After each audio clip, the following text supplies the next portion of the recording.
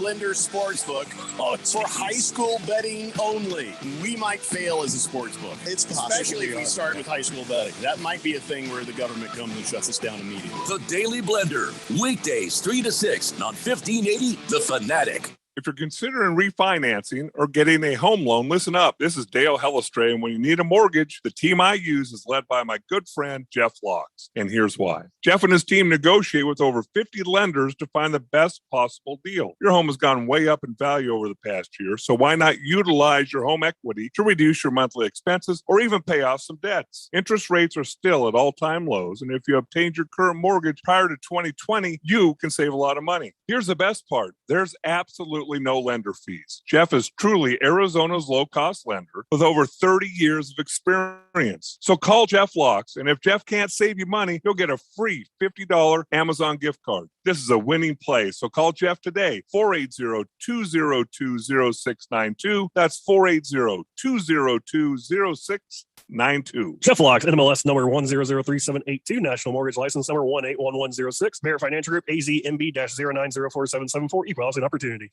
This is Joan, enjoying some me time up on the rim. This is Simon and his friends paddling the Salt River. And this is Brad. Brad is, well, no one knows where Brad is. What they all have in common is that they went to azmbdnow.gov to quickly and easily renew their registration or 30 other services. So go to azmbdnow.gov and get more time to enjoy all the things you love. Sponsored by ADOT in partnership with the Arizona Broadcasters Association and this station. Every year, millions of men, women, and children are sex trafficked worldwide, including right here in your own backyard. Victims can be of any socioeconomic background, age, race, gender, or nationality. Traffickers take advantage of individuals who are susceptible for a variety of reasons. Violence, manipulation, or false promises of providing shelter and food. Well-paying jobs or romantic relationships are the tactics used to lure victims into trafficking situations. This can happen in any community. CC's Hope Center's mission is to improve the life and future of young women ages 18 to 24 who are at risk or victims of human trafficking and sexual exploitation. Attend the November 9th, 2021 Night of Light event and learn more about the issue while supporting this worthy cause. CC's Hope Center is a nonprofit 501c3 and an Arizona qualified charitable organization. You can receive an Arizona tax credit for your donation. For more information, go to ccscenter.org. That's CECEScenter.org or call 480-465-7044. KQFN Tempe. Also transmitting on K25CD Phoenix at 99.3 FM. And K240U Fountain Hills at 95.9 FM. All right, people, settle down. Because it's time. Time for what? Showtime. When does it start? Right now. 3, 2, 1. Let's get on with the show. Let's do it.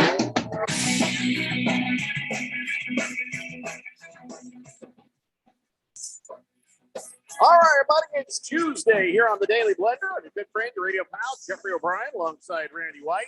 Got Keon Rose pushing the buttons, and you guys are on the Fanatic text line, 888-368-1580, as we broadcast live in the Harmon Solar Studios in Scottsdale. So, all right, many things have happened. Week 6 is over. Screaming Eagle won his very first fantasy football game of all time. He says, happy Tuesday, Fanatic and company. How, what, when, where, huh?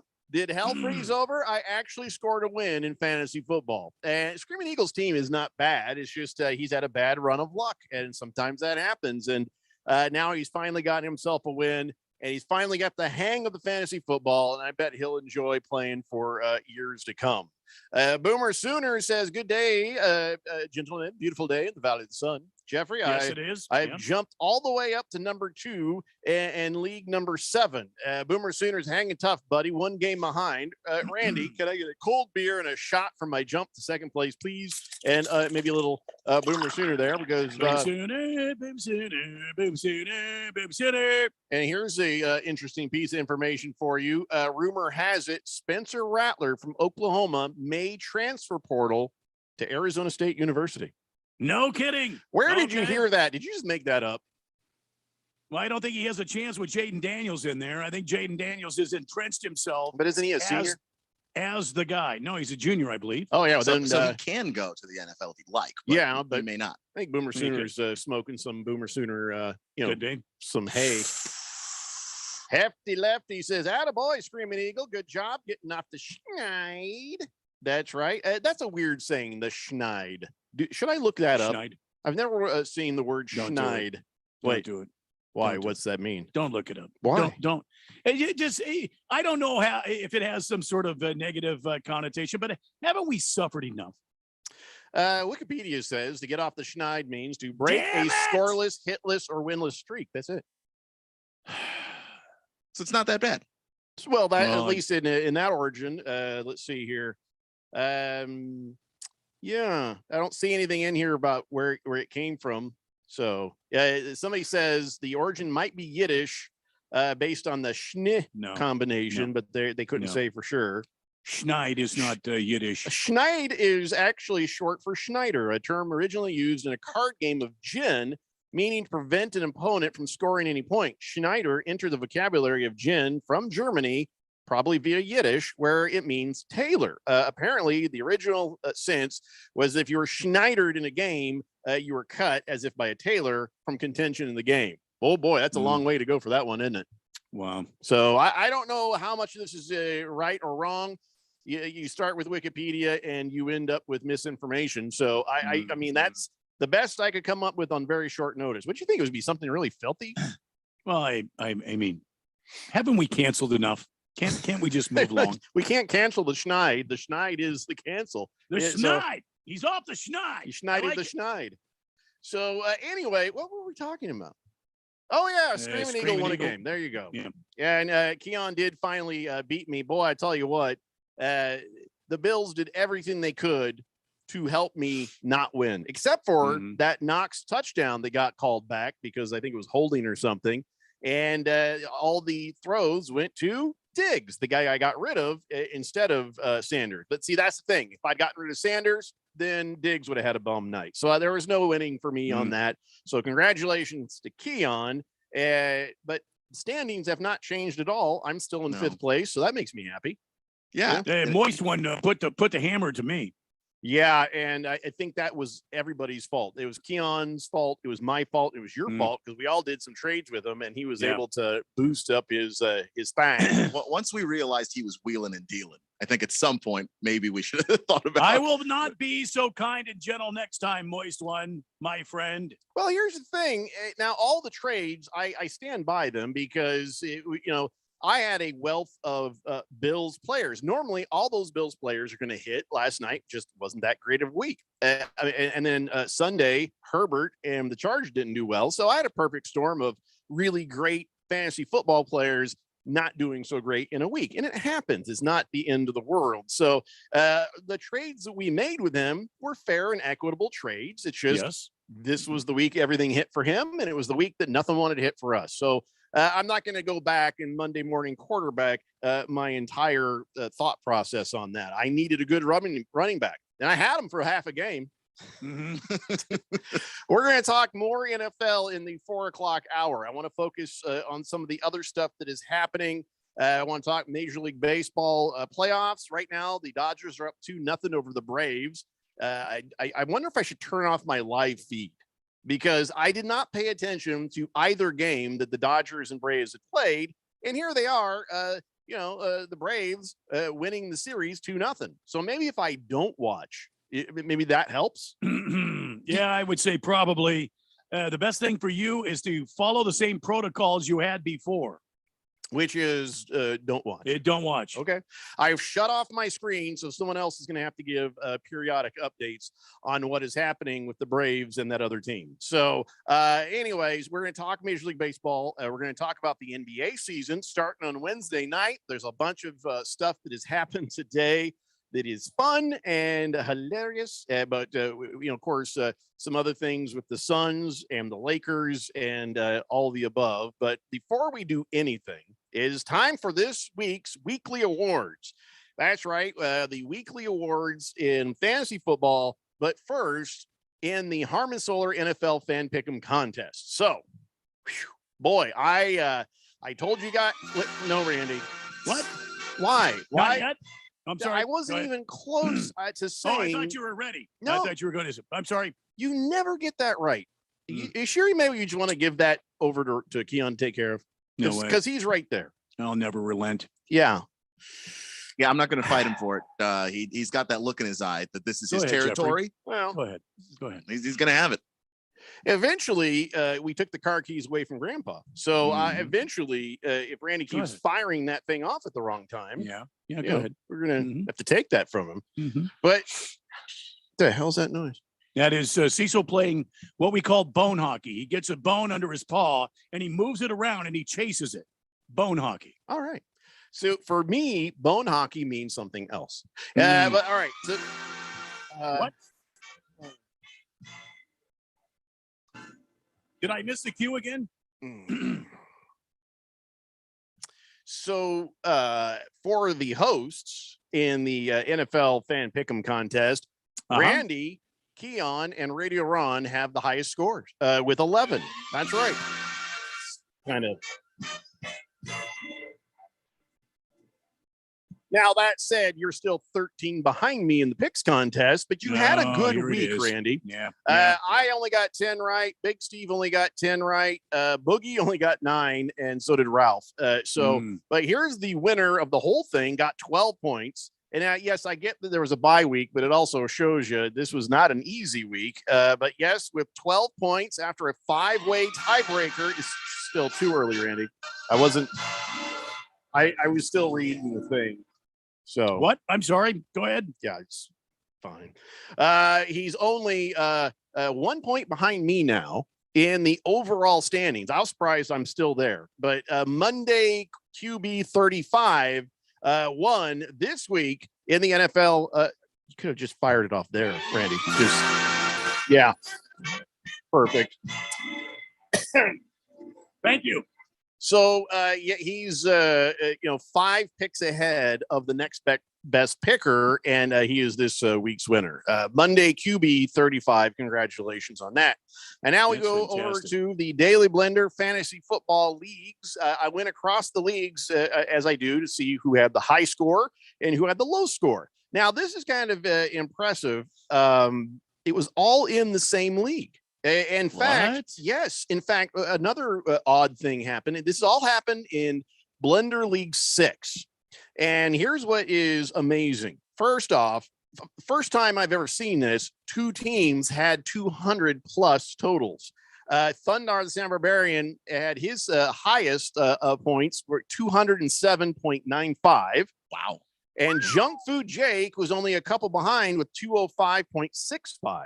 And then Junk Food Jake, of course, in his game, beat down the guy with the lowest score across all leads. And sadly, it's Rabbit Team 6, Navy Brad. He had only 80.25. Sorry, man. Now, that one hurt. Sorry, Navy Brad. That one hurt. Yeah. But the only undefeated teams left are the Berg in Premier League, Thundar the San Barbarian in League 5, and Rob from Surprise in League 6. So there you go. Those are the weekly awards. Congratulations. Boy, am I glad that's over with. Yeah. What do you mean over with? Well, I thought for sure I was going to be the low scorer of all the leagues. Well, I'll tell you what, until last night, I was hovering around that range until I did get some points from my players. But yeah, not a great week for me in fantasy football, but the Colts won. It's a W. I'll take it. There you go. And I'm still at the top of the heap in the picks contest for both the hosts and the entire contest, but it's going to be short-lived. I will not get to brag about it much longer. It is over, I think, because there's a lot of guys in that pick'em contest who are just picking lights out. Well, it's only a matter of time. Our pal Keon, he's starting to really turn on the Jets. He's going to catch us and surpass us, and I'm just trying to lead the way for you, Keon. Hey, stick with me for a little while, and you'll blow right past Jeffrey and on into greatness. Keon is at least 3 behind me right now. So I think he'll make it up this week. That's right. Yeah, I had a really bad first week, and it's been better ever since then. So me and you both, my friend. Me and you both. I have a bad every week. No, you're doing fine. You beat me this week. I think you've beat me in other weeks. You're doing fine, Randy. Just hang in there. All right. Moist one. He sends me, I guess, something saying cheers. I guess that is for all of our dumb trades that have helped him out. Hefty Lefty says, good boy, Cecil. Blissful Hayes says, Randy's doing great with Q's today. Hilarious. Oh, I'm glad you think Thank so. you. Yeah, glad Thank you. Because it's just hilarious. Thanks. Heavy Metal Maniac says, I messed up super bad at the last minute. I changed my pick, and I'm sure it cost me the win of the overall. I got to learn not to question myself. Yep. You know what? Listen, I went back and I changed my pick from Cardinals to Browns when I found out about all the COVID going crazy because I thought there's no way. And boy, was I wrong. So listen, sometimes it seems like a good idea, but at the end, you got to play the games like Randy always says. Yep. All right. So let's talk about the Major League Baseball playoffs. So the Boston Red Sox just destroyed the cheaters. They just Schwarber and the Red Sox just trashed them. Yeah. And it more was fun. grand slams. Yeah. Yes, it was fun. And of course, Alex Cora got a little trouble with his coach there after he got Carlos Correa out. Eduardo Rodriguez was like, dude, don't do that, and gave him one of those hugs. Yeah. Like after the inning, he's like basically tight, like, don't you ever do that again. I swear to God. Because Cora starts pointing at his watch because that's what Carlos Correa did when he was like, it's my time. It's my time. Well, I think your information might be a little backwards there, Jeffco. Cora is the actual coach. And the other guy, Eduardo Rodriguez. Rodriguez was the pitcher. The pitcher. Cora was the taunter. And after Cora struck out, looking, by the way, he went to his wrist and said, "What time is it?" And Cora, which I appreciate, he made sure that his player did not do that anymore. He's like, we have a goal in mind. We want to win this series and move on to the World Series. There's no room for that. I don't care what the other team does. We take care of our business. And I like that mindset. I got the names backwards because you got a Cora and a Correa and Eduardo Rodriguez. Well, they all sound Cora, Rodriguez, and Correa. They all sound the same to me. Yeah. So, yeah. Well, okay. But so it looks like with any luck, the Red Sox will take the series from the Astros. I know it's 2-1 right now. That series is 2-1. But I'm hoping. I'm really hoping because we don't want the cheaters in there, do we? And but by the way, the Boston crowd with all that class, they were out there chanting F Altuve and A-Rod sucks in the background of the Fox broadcast where they had to keep ducking the audio so nobody could hear it. Yeah. Maybe it's not a good broadcast model to allow certain crowds to have access to those microphones. So the problem is sometimes those crowds just get so loud, and at Fenway they get loud that your mics are going to pick it up. No, this is one of those things where they allow people in the background. Oh, right. One of those things. Oh, okay. Yeah, it's not good. Nope. So tonight we'll see what happens with the Red Sox and Astros again at 5 p.m. That game starts right now. Braves Dodgers in action, but I've taken it off my screen so I don't jinx it because I really, really don't want the Dodgers to win. Dodgers were up 2-0 the last time I checked. Yeah. Who's keeping track of that? I'll keep track of it. Is it still 2-0? It is still 2-0. Isn't that the same thing as me watching it though? If I'm constantly asking him, does it count? Well, as long as you don't ask, like if I get periodic updates. Don't ask. Okay, so I'm not asking. That is correct. Just every now and then, and I'll just update you. What if I'm curious though? I won't do it. That's fine. I won't do it. Hey, Randy, what did you think of this? There's a guy who got fired from the St. Louis Cardinals. Yeah. And everybody thought, well, yeah, he did a pretty good job. And then over there on the Yankees, Aaron Boone, who couldn't get him past their first, he just got a new multi-year contract out of the Yankees. First off, that makes me happy, actually. Yeah.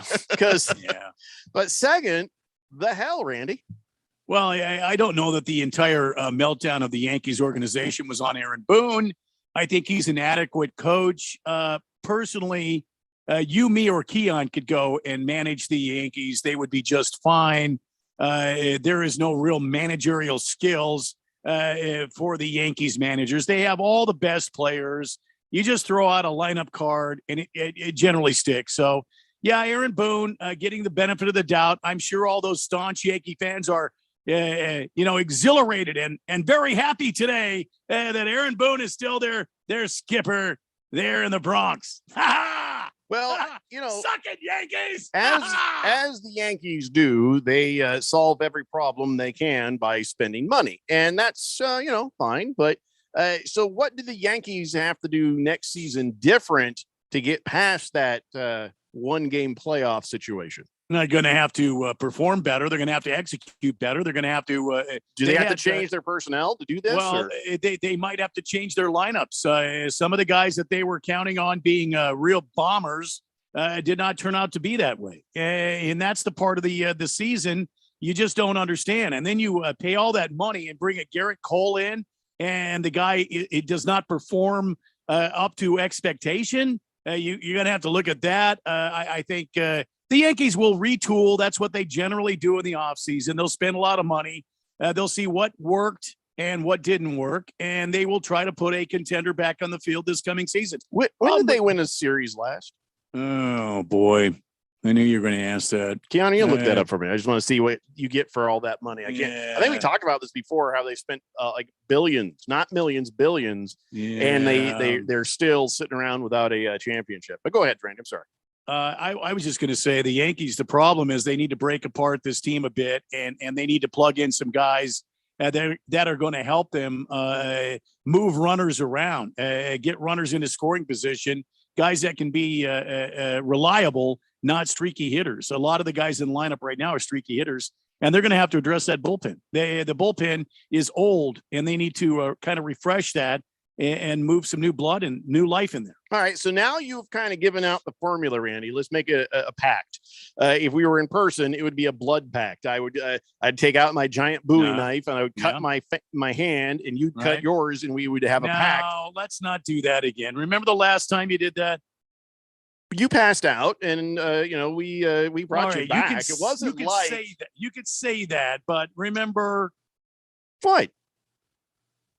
You passed out. No, it's okay. Sorry. No, go ahead. I mean, yes, we did put some clothing on you that you may not have originally wanted on, and we may have drawn certain things on your face when you were passed out. I'm not being around you with another blood pack. Just forget about it. We'll use a diabetes pen or something like that. We're not doing the Bowie knife. Fun, Randy. I mean, I don't know why you're going to be all sensitive about it. Well, but anyways, let's just decide you're never going to give the Yankees useful information ever again.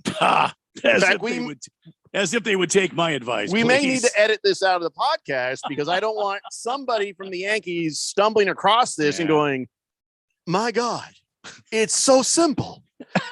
We could do that.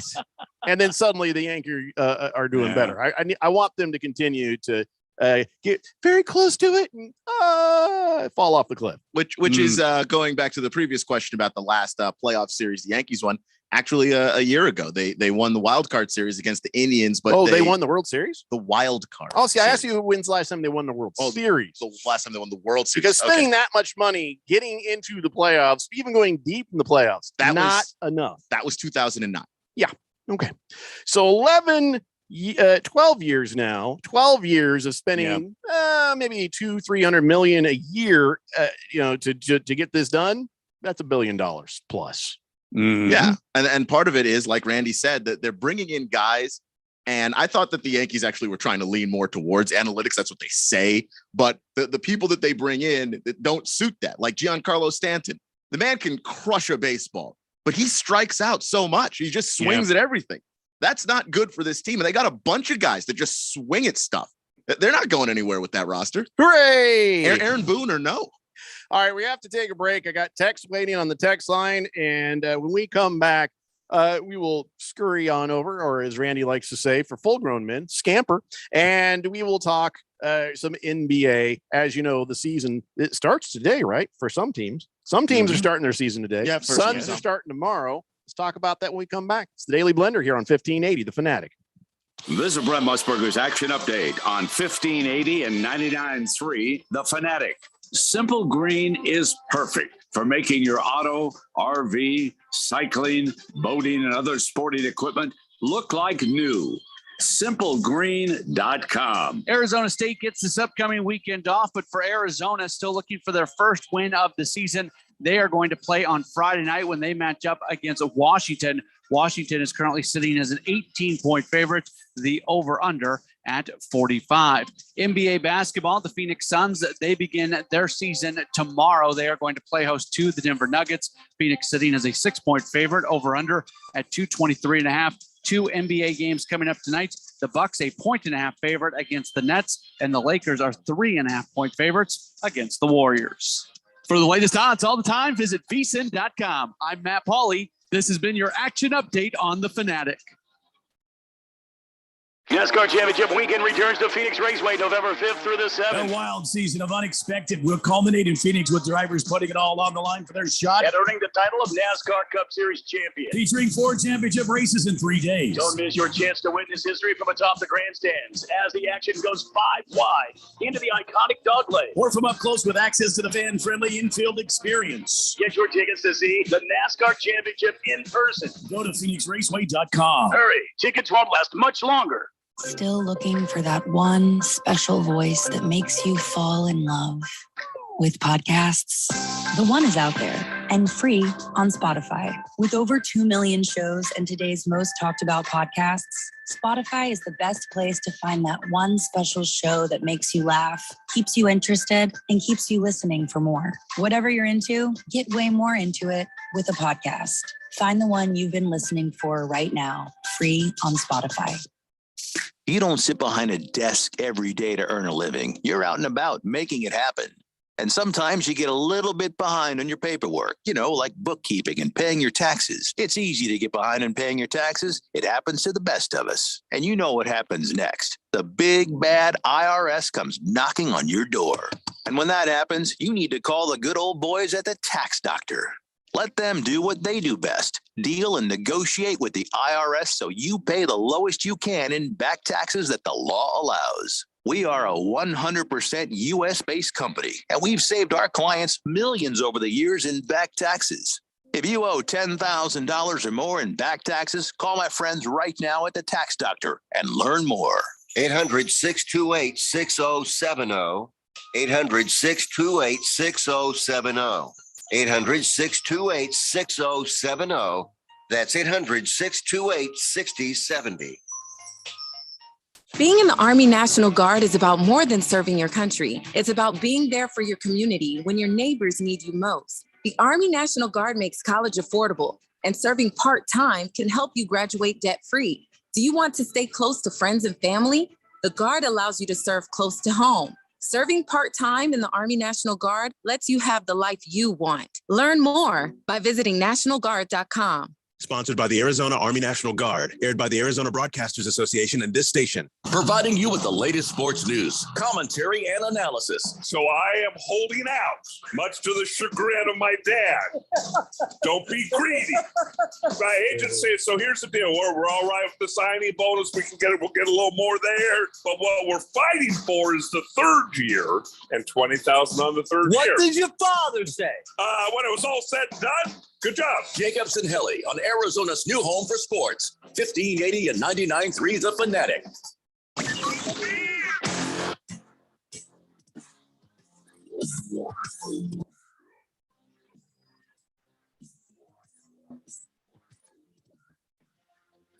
That's an appropriate piece of music after you talk about the Yankees.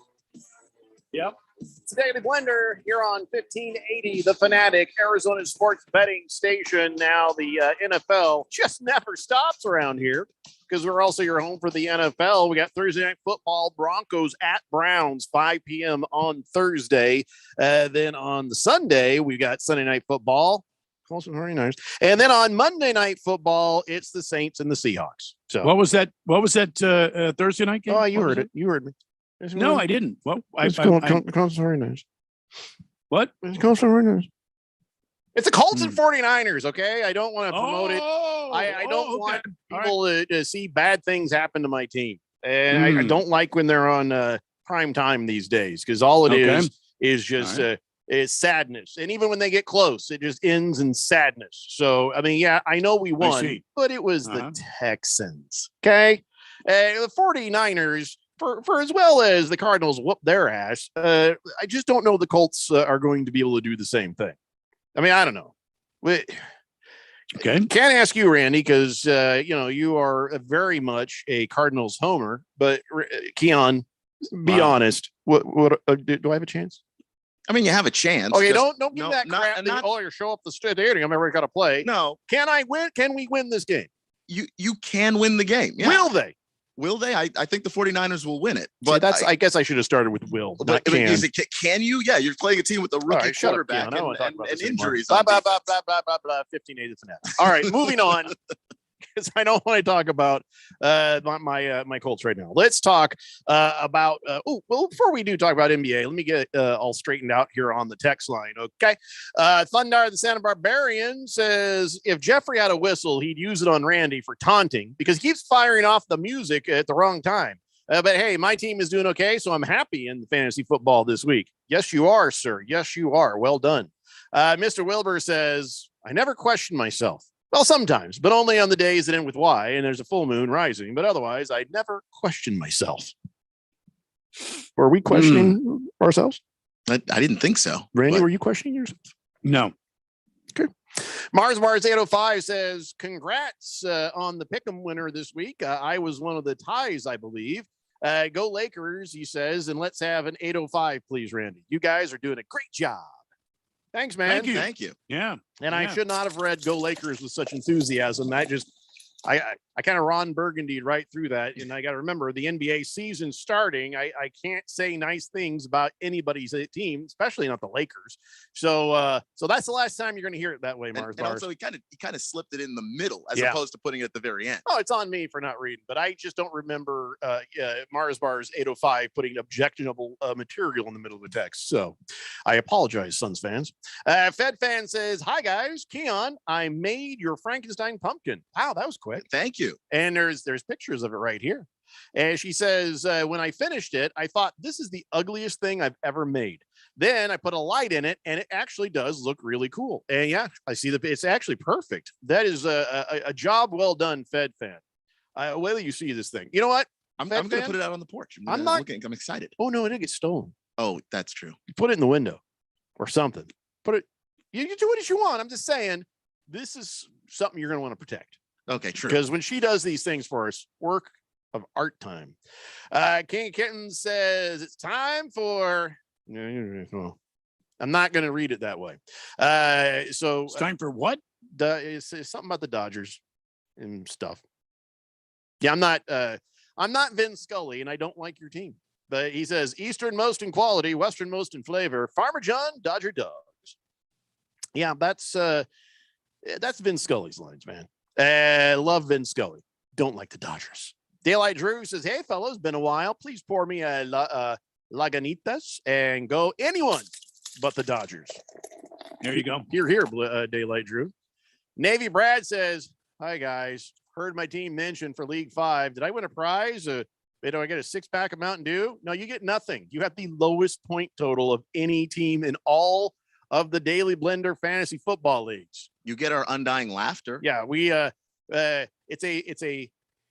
it's not a you should be embarrassed. Sorry, Navy Brad. Blissful Hayes says at least Carson Wentz has gone a month without getting hurt. My wife, anytime someone says something like that, would knock on wood. I don't have wood. Okay, that in the excuse me. You shouldn't. You're working. Ooh. Yeah. I found some wood. It's down here. It's under the counter. And this motion down here, not helping. Not helping. Thanks, wife. Big George says, hi, guys. Happy Tuesday. A little bummed to see the Dodgers winning already. 2-0 over the Braves in the 4th inning of Game 3 of the NLCS in Los Angeles. I hate the Dodgers. I hope they lose. Now, for the record, I don't hate the Dodgers. I hate the Yankees. I'm just aggravated at the Dodgers. And why, Randy? Because they peed in your pool. No, you said it wrong. They pwigged in my pool. I'm sorry, they pwigged in your pool. They pwigged in the pool. Boomer Sooner says, is it my mention of the 805 beer that has started the 805 craze? Yeah, Boomer Sooner, I'm sure that did. King Kitten says, I need to meet a girl for bone hockey.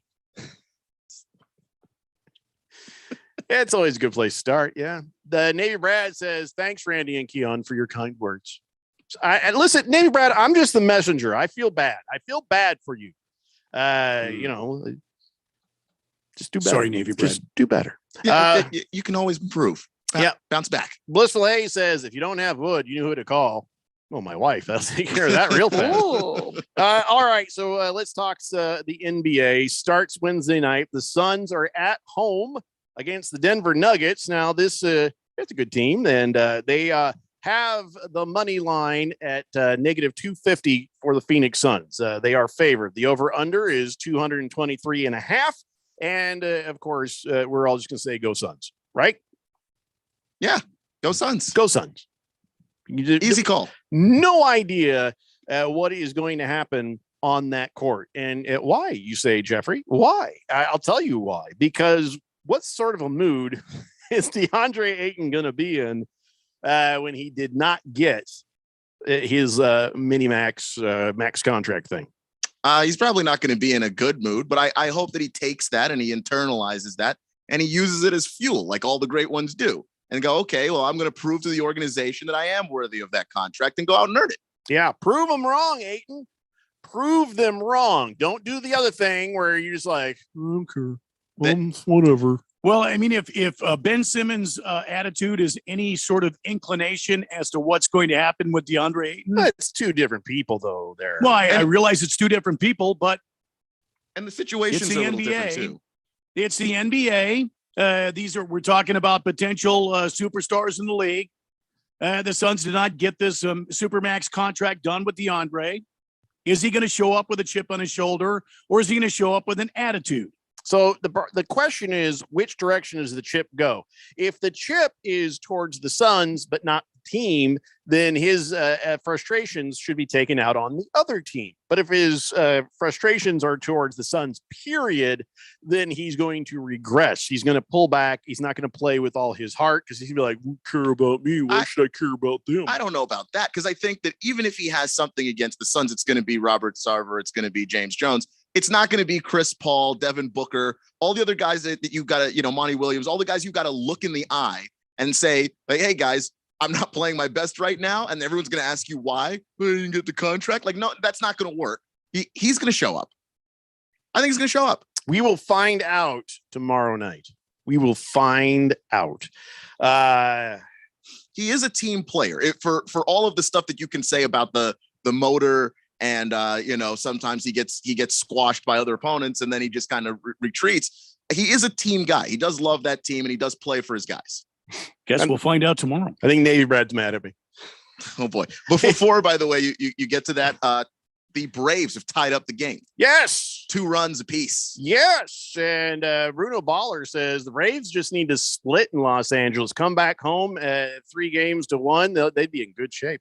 Navy Brad says, don't feel bad. I'm happy I donated 4 sets of clubs to the kids.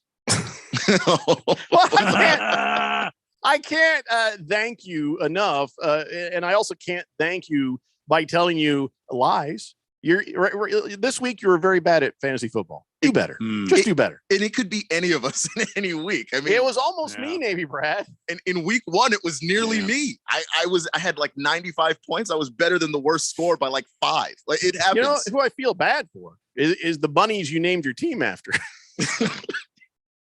Poor Navy Brad. We only bust the nuts of the people we love. Big George says, well, considering the Dodgers are more relevant recently than the Yankees and have won a World Series more recently than the Yankees, I hate them more. I do understand your hatred, Jeffrey, for the Yankees, but Dodgers are in the same division as our hometown Diamondbacks, so there should be more hate and vitriol directed at them, as opposed to the Yankees, who are in a different division and a league on the opposite side of the country. Okay, George, don't tell me how to hate and who to hate.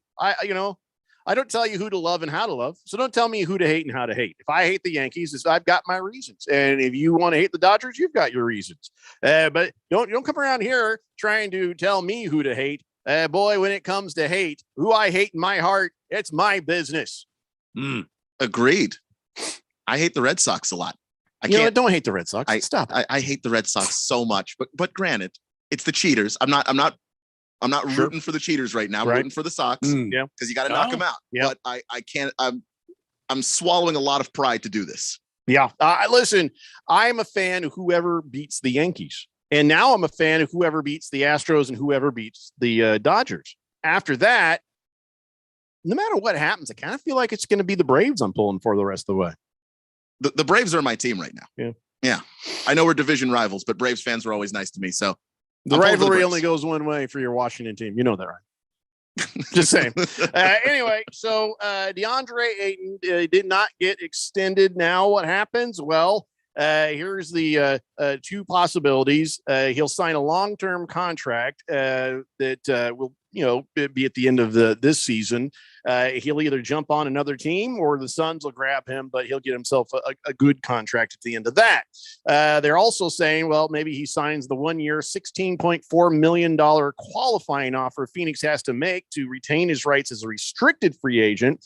And if he does, then he would become an unrestricted free agent in 2023. Now, considering what you've heard in, where he has said he's a little bummed out, he's what is more likely to happen at the end of this year? I think what's more likely to happen at the end of this year is that he winds up signing the 1 year deal. It's a sort of bet on yourself deal. And then you can hit the open market. And that way you can force the Suns' hand a little bit. If you want to stay with the organization, now you're an unrestricted free agent. Other teams can offer you. And at least the Suns can see this is what you're worth on the market and choose to retain you. And if the max contract is that important to you, you can go get it somewhere else. So again, let's review his stats. And this is the guy who wants the max contract. Average of 14.4 points, 10.5 rebounds, 1.2 blocks in 30.7 minutes that he gets generally in a game. And he hit a career best 62.6% of his shots from the field and 76.9% of his free throws. Okay, so forget that it's DeAndre Ayton. Those max contract numbers right there. For a center? Yeah. Yeah. Okay. Yeah. We'll figure out what happens, I guess, at the end of the season then. Now let's go back to the other guy that was brought up by Randy. Ben Simmons got tossed out of practice and suspended for their season opener because he was basically, being a jackass millennial. He's in practice. He's got his phone in his pocket while he's practicing. And Doc Rivers goes, "Hey, I need you to, let's go to this defensive drill." And he's like, "No, dude, I need you to go do this defensive drill." "No." "All right, get the hell out of here." And they tossed him. And now Joel Embiid is not a happy man.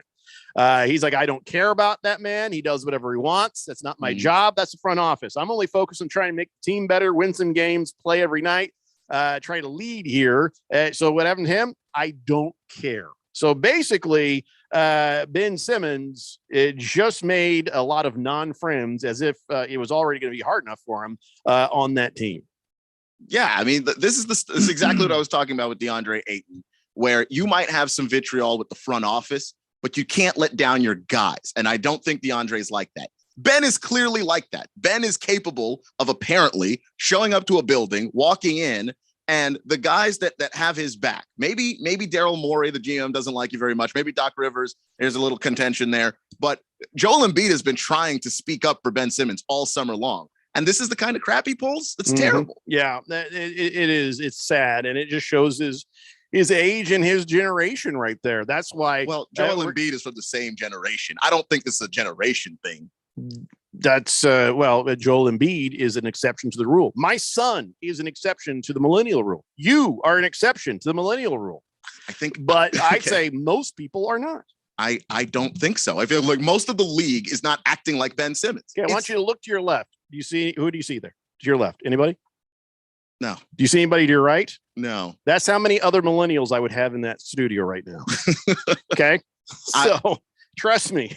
This is the group of people I grew up with, is all I'm saying. You are the exception to the rule. So, yeah, it will be interesting to see if DeAndre Ayton is the exception or if he's the Ben Simmons. I think that DeAndre Ayton is a stand-up guy that works really hard, but just has those mental lapses that you got to see corrected. I don't think that, to me, it's not even a question. I don't think that DeAndre Ayton's going to show up and pull a Ben Simmons because I think that he is a better person than Ben Simmons. Ayton's Army says the Suns have every intention to pay Ayton. There's only one way for DeAndre to go now, and that's forward. Suns have put him in a situation where he has to have the best season he's ever had in order to get that max deal. And Ayton's Army, here's the deal on that. That's what he should do. That's what he should have done. He should have shown them everything he had to get that max deal. There'd be no denying it had he given that little bit of extra more, whether it's an effort or actual talent. That little bit more could have made a difference in us winning the NBA Finals.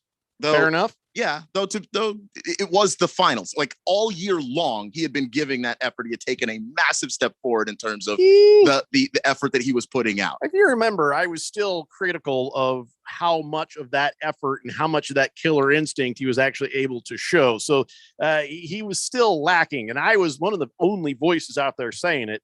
And now the other voices, the Phoenix Suns, I guess they agree. Ayton's Army says the decision not to extend Ayton now is a high-risk reward strategy to get the best possible play out of Ayton this season. Unless he Ben Simmons out, then where are we at? It's the Daily Blender here on 1580, The Fanatic. Everybody, Mark Asher, about to tell you about my friends at Valley Medical Weight Loss. I love this company. I've used them. I have friends that have used them. A ton of weight has been lost in a quick amount of time and the right way. That's the important part. Look, they have 3 Valley locations, Tempe, Glendale, and Phoenix. So one is close to you, and they've been doing this for well over a decade. And right now you can get your first week, $31.95, absolutely free.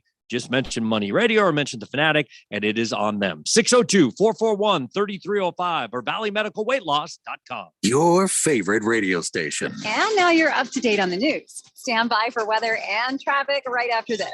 It wakes you up, starts your day, and keeps you informed as well as entertained. You guys are absolutely the best. How do you like to work here? At The Fanatic, we're looking for commissioned sales reps to knock on doors, set up appointments, and extol the benefits of advertising with your favorite radio station. Send your resume to jobs at 1580thefanatic.com. Seems like everything is going electric these days. Electric cars, electric trucks. But when you save on gas, you pay for with your electric bill. And with all these things plugged into your house, wouldn't it be nice to save up to 85% on your monthly bill?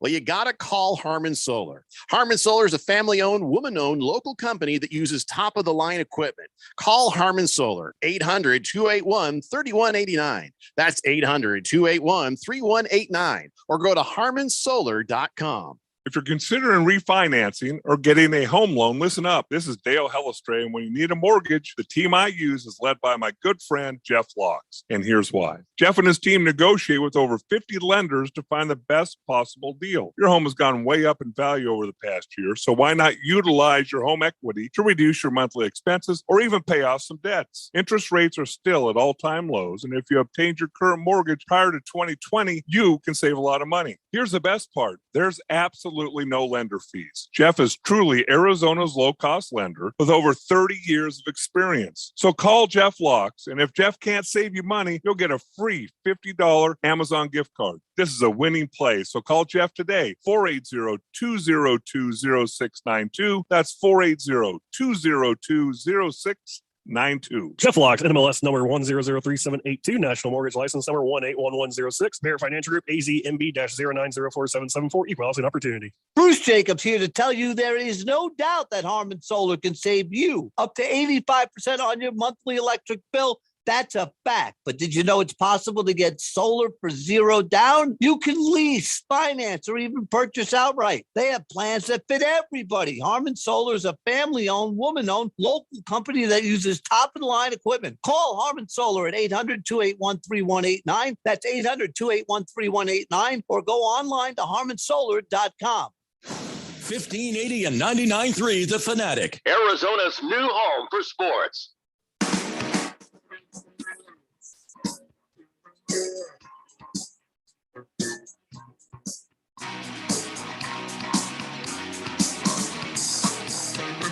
Daily Blender here on 1580, The Fanatic, Arizona's sports betting station. And let's get to the text line. People have opinions about DeAndre Ayton, Ben Simmons, and other things. Navy Brad has sent some threatening photos of his bunnies.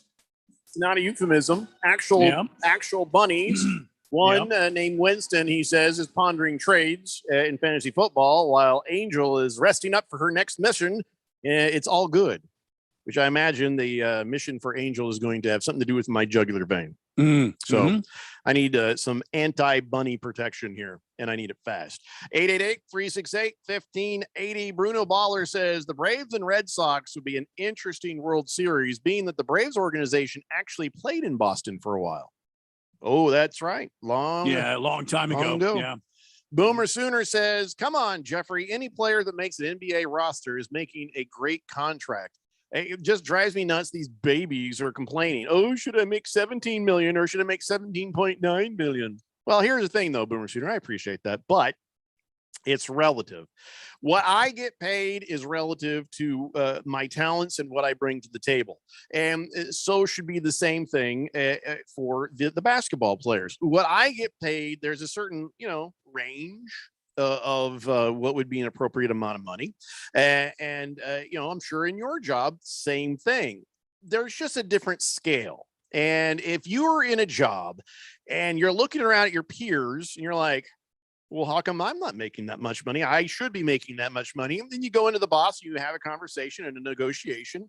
And that's the way this goes. So I don't think this is a matter of the NBA players being babies about this. There is an economy of scale. And, when you've got this much money coming in and this is the money it takes to make sure that your workers, the players, are doing what they're supposed to be doing and able to do to give you your best shot at playoffs and a championship, then that 17 million or 17.9 million, well, that becomes important to them. Everything is relative is what I'm trying to say. So I get what you're saying, but it's not wrong for them to fight for that money.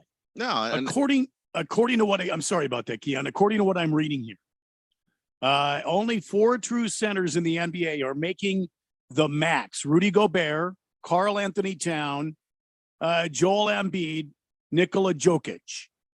Now, is DeAndre Ayton as good as any one of those? No, he's the next. He's the next step down. Yeah. Then we don't give him the max contract. And him complaining in public about this team and how he feels disrespected, it leaves me with a bad taste, thinking that this could turn into a soap opera like what's going on in Philadelphia right now. So it's a public conversation. It's not. Well, just real quick, because I want to say, Randy, don't panic, Suns fans. This is not going to be like the Philadelphia situation. Ben Simmons has 3 more years left on his deal, and he's acting like this. Ayton is trying to negotiate the way that most people negotiate in that contract year. This is not quite the same. It's not quite the same. I love Phoenix, but I'm really disappointed that we haven't really gotten a deal done yet. I mean, we were 2 wins from a championship. I just really want to be respected, to be honest, to be respected like my peers are being respected by their teams. I'll just keep it at that. I don't think he's trying to be a jackass. I think what he's trying to do is get what he thinks he really does deserve.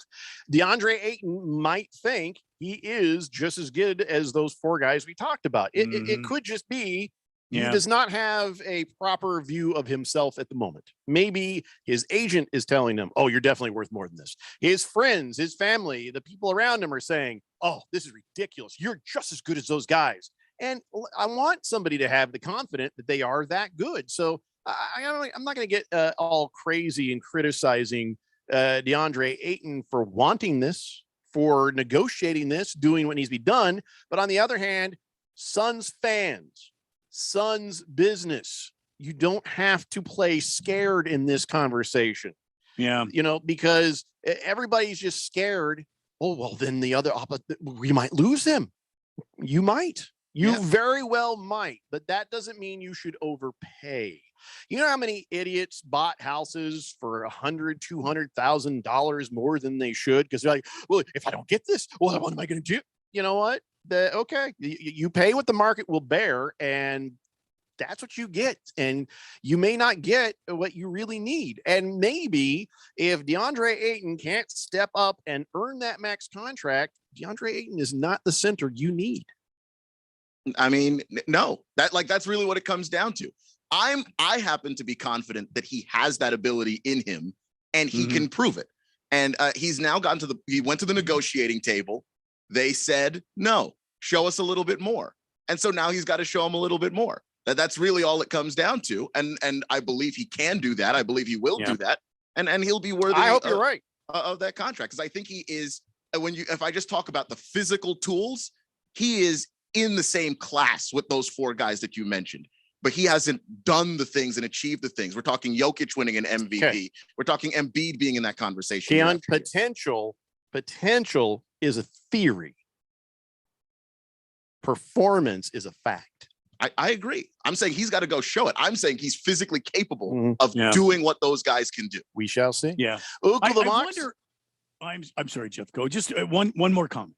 I wonder if maybe there's a grander scheme, a grander plan going on in the Suns front office that might include trading DeAndre Ayton for somebody else, one of those premier centers. It may there may be something that's quietly talked about, but who knows? You can talk about it, but the fact of the matter is, I think those guys are so rare. Big guys who are that reliable in this league. Yeah, big guys don't move that much in the NBA. Oklamock says, sorry, Einstein radio pal. Theory of relativity has nothing to do with what I make. No, actually, it does in a way of quantum physics because it's so small and it's often not there and it's gone and it's back and it's gone, Oklamock, because that's what happens when you drive a cab.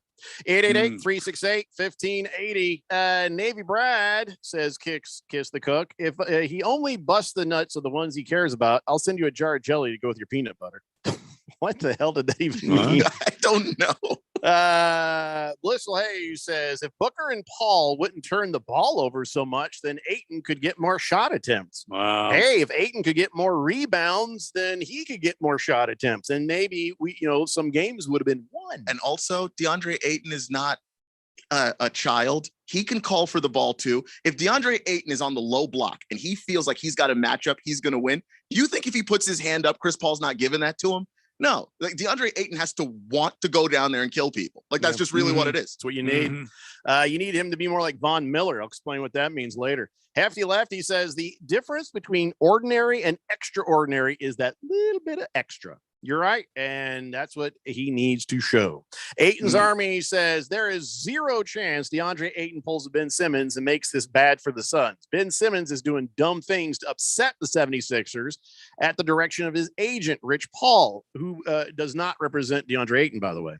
Rich Paul's notorious for unorthodox, unprofessional negotiation tactics. He doesn't hold back when it comes to leverage. In some instances, this has hurt his clients. Narlands Noel on the Knicks is suing him, and you can't compare Ben Simmons' situation to DeAndre Ayton and the Suns. And personality-wise, they're just not the same. I get it, but there is still that sort of millennial, younger generation malaise. It's like, okay, well, check us out. And that's what I hope we don't see from DeAndre Ayton. What he's not going to do is drop the ball and refuse to practice. That's definitely. Well, in basketball, you drop the ball, but it comes back to your hand. It's called dribbling. So. Yeah, but Ben Simmons dropped the ball without the intention of it coming back. So that's right. He just dropped the ball and walked away. Yeah, Doc Rivers said, get out of here. And he just dropped it and walked away like a 7-year-old. For the record, that is not dribbling. No. Big George says Dodgers are now losing 4-2. Yes, go Atlanta Braves. Beat LA. Ha ha ha ha ha ha. Ha ha ha ha ha ha. Yeah. Ha ha ha. Good Cat says, what's up, guys? Randy, how about a double Buffalo Trace neat, please? And Moist One says, Karl Anthony Towns is intriguing, though. He's got a great relationship with Booker. Just saying. Is that an Eskimo brother thing? No. With the Kardashians or something? No. I don't know. I do know that they are friends off the court, though. And Moist One says, by the way, Rich Paul is dating Adele, too. I bet he's in his feelings right now listening to her new music. Yeah. Can't wait for that album that she ultimately makes about him, though. In 5 years. It's gonna be great. Just when anybody loses a lot of weight fast, you got a lot of skin. You know what I'm saying? Adele has money. She can I guess so. Yeah. Blissful Hayes says Ayton deserves the max contract. Booker and Suns only won 21 games when Booker got max contract because his performance individually justified it. The win-loss total was not completely on him. And some days where he put up 80 points trying to make this team win, that's why he got the max contract. Because Bliss will say, what did he do to deserve it? That's what he did. Look at that is a guy, you can look at his stats, because his stats at that time were justified when the team was doing well together, and he continued to be a factor. It wasn't just playing hero ball, never passing. This is a guy who tried to carry a bad team on his back and now is a stellar contributor to a good team. So, no, Booker deserved what he got, which was the max contract. Let's see DeAndre Ayton do the same thing. It's a win for everybody if he does. Absolutely right. We're pulling for you, kid. We are pulling for you. All right, that's it for hour one. Coming up the next hour, let's get back to football. Yes, we got the power rankings in, Randy. Power rankings, and I've got it from all different news sources. Yep. We will talk about that. And, of course, last night's game, too, when we come back. It's the Daily Blender here on 1580 The Fanatic. Did you know the arrow in Amazon's logo represents A to Z? Maybe the My Computer Career logo should represent unemployed to employed. Ryan was out of work when he started classes in March. In September, he started his IT career working for Amazon, making more money than he ever thought possible. Here's a prime opportunity. Go to mycomputercareer.edu and take the free career evaluation today. You could start your new life as an IT pro in as little as 4 months. It's not rocket science. It's mycomputercareer.edu. You ever hear something on the radio and figure I got to give it a shot? Well, I did. This is Stephen McCollum, host of The Main Event here on The Fanatic. I heard all the ads for Valley Medical Weight Loss and thought, what have I got to lose? I'm a client with Valley Medical Weight Loss, so I know firsthand that it really works. Valley Medical is a true pioneer in the weight loss industry, supervised by board-certified physicians, helping you gain the edge in your weight loss battle, boosting your energy, and getting you real results. 3 Valley locations, so there's one near you. Visit valleymedicalweightloss.com for info, and when you go, mention The Fanatic or Money Radio and get your first week free. Your favorite radio station. And now you're up to date on the news. Stand by for weather and traffic right after this. It wakes you up, starts your day, and keeps you informed as well as entertained. You guys are absolutely the best. How do you like to work here? At The Fanatic, we're looking for commissioned sales reps to knock on doors, set up appointments, and extol the benefits of advertising with your favorite radio station. Send your resume to jobs at 1580thefanatic.com.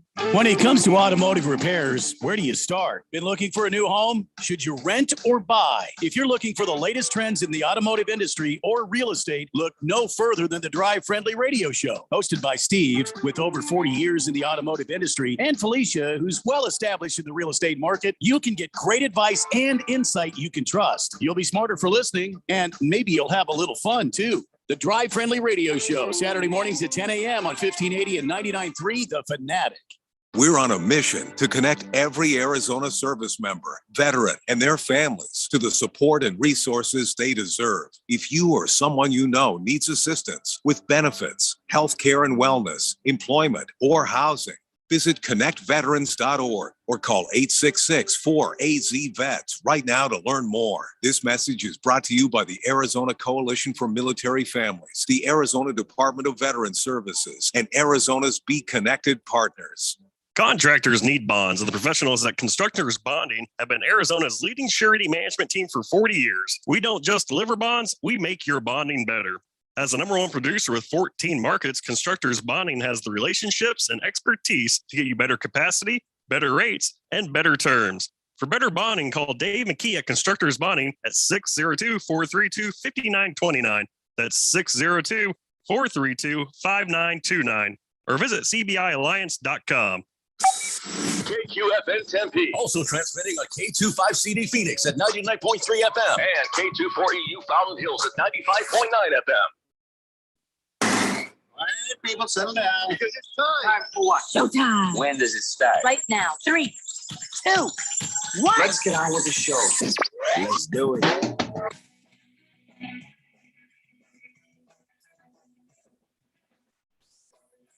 All right, buddy, it's 4 o'clock here on the Daily Blender. I'm your good friend, your radio pal, Jeffrey O'Brien, alongside Randy White. We got Keon Rose in the control room, and you guys or on the Fanatic text line, 888-368-1580, as we broadcast live in the Harmon Solar Studios in Scottsdale. And Mr. Wilbur, I think you might have heard me wrong. He says, Jeffrey, did I hear you correctly? You have the power rankings from all the different nude sources. Yeah, baby. Well, Mr. Wilbur, no, news sources. And even if I did have the power rankings from all the nude sources, what would it matter to you, really? Because does the Playboy come in Braille where it's shaped like you could feel the shape of the lady? Because, yeah, but I guess we could describe her to you. I guess that helps. So, no, it's the NFL power rankings, Mr. Wilbur. Hefty Lefty says it's 70 points, Jeffrey. That's my nerdy voice because I said 80 points and he said 70 points. Yeah, Kobe had 80.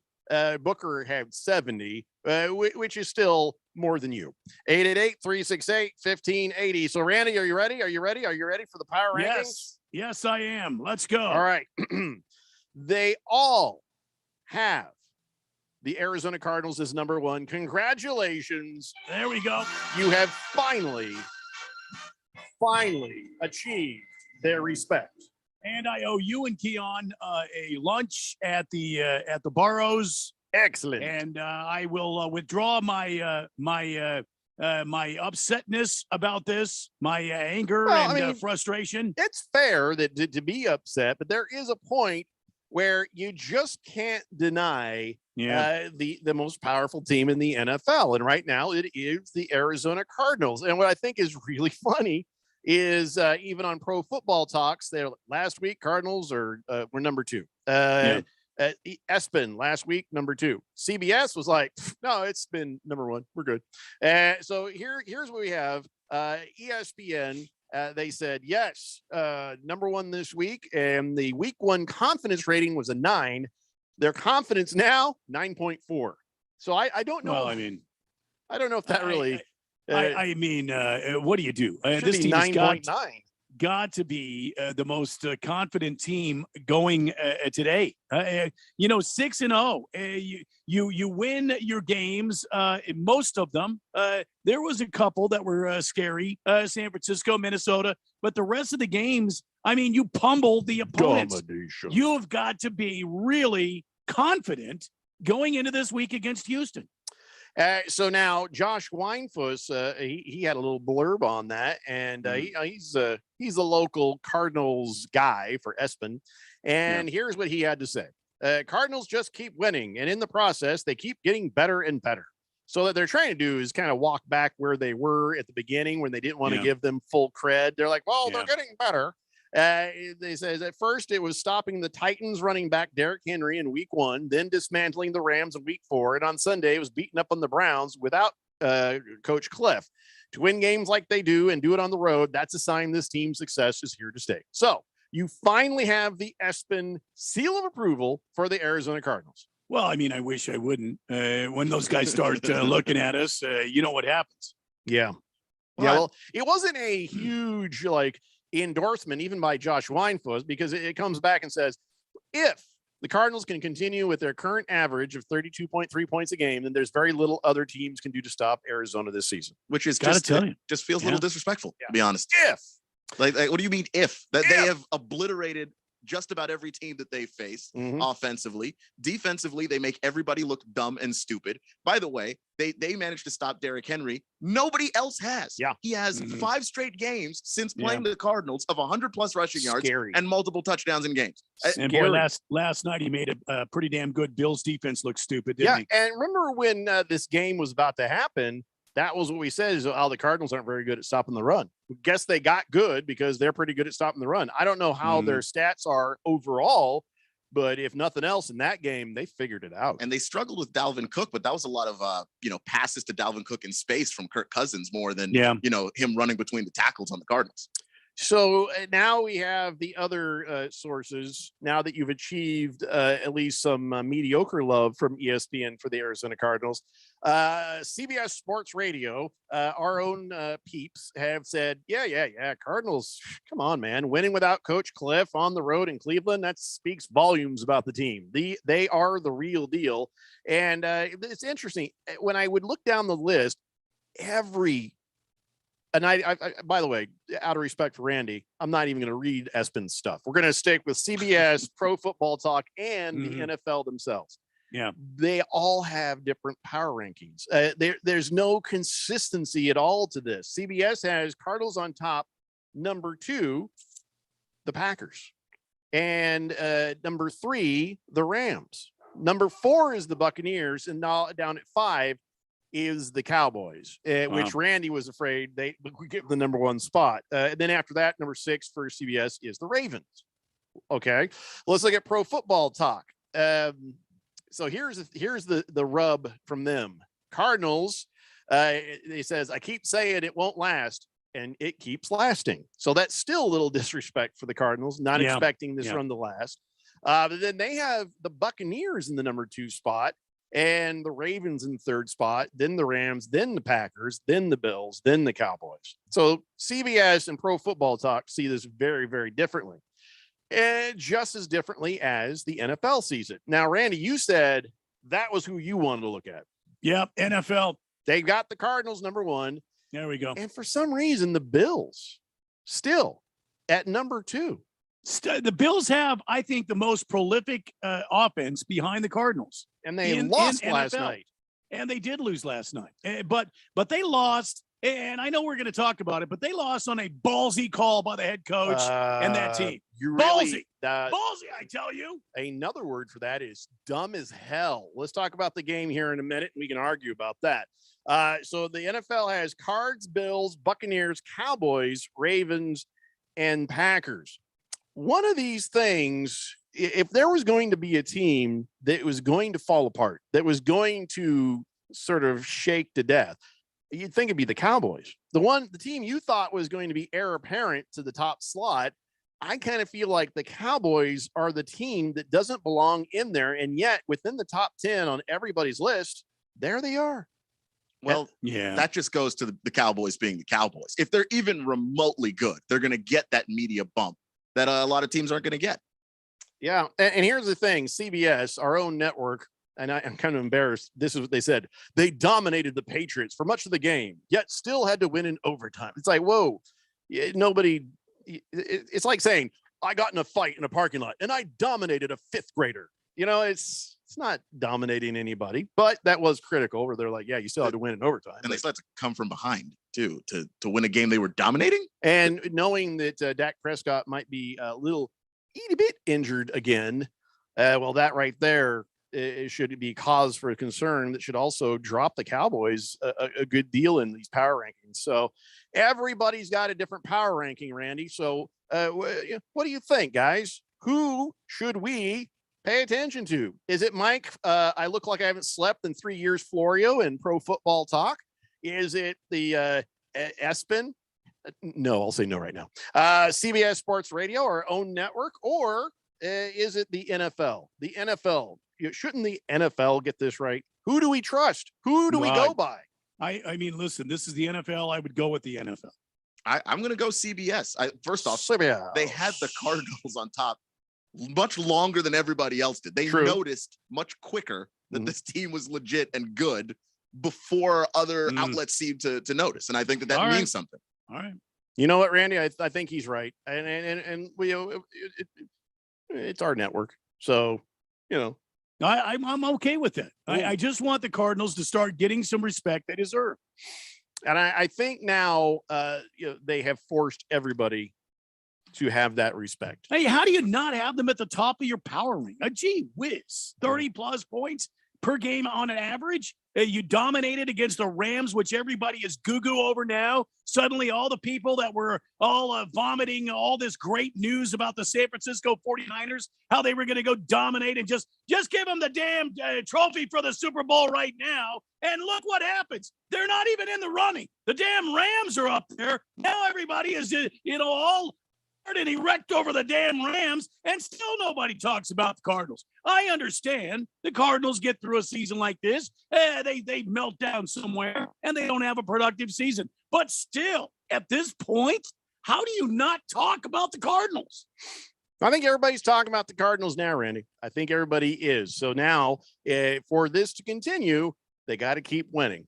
I agree. The tip says, good afternoon, gentlemen. Mr. Wilbur should definitely be the driver for Jeffrey and Randy's record-setting pub crawl. Absolutely. Yeah, we won't mind. We're drunk. Big George says, the only reason why the Cardinals are number one in the power rankings this week is because the media's favorite team, the Buffalo Bills, lost yesterday to Tennessee. And let me just say something. 23 games have been decided in the final minute or in overtime. And last night, should have gone to overtime as well. Randy called it ballsy. I call it stupid on the part of Sean McDermott. You have at that point in the game against the Titans, suddenly they found a defense against your juggernaut offense. They have consistently shown you that they can stop you, and you're right there. It is now 4th down. You've had 3 tries already that close to the goal line.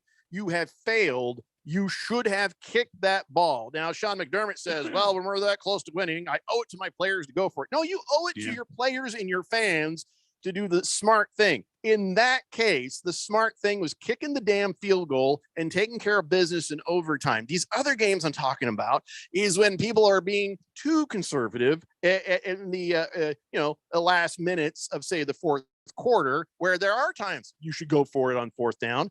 That was not one of them in that circumstance, because the Titans have shown you for that last quarter, they can stop you.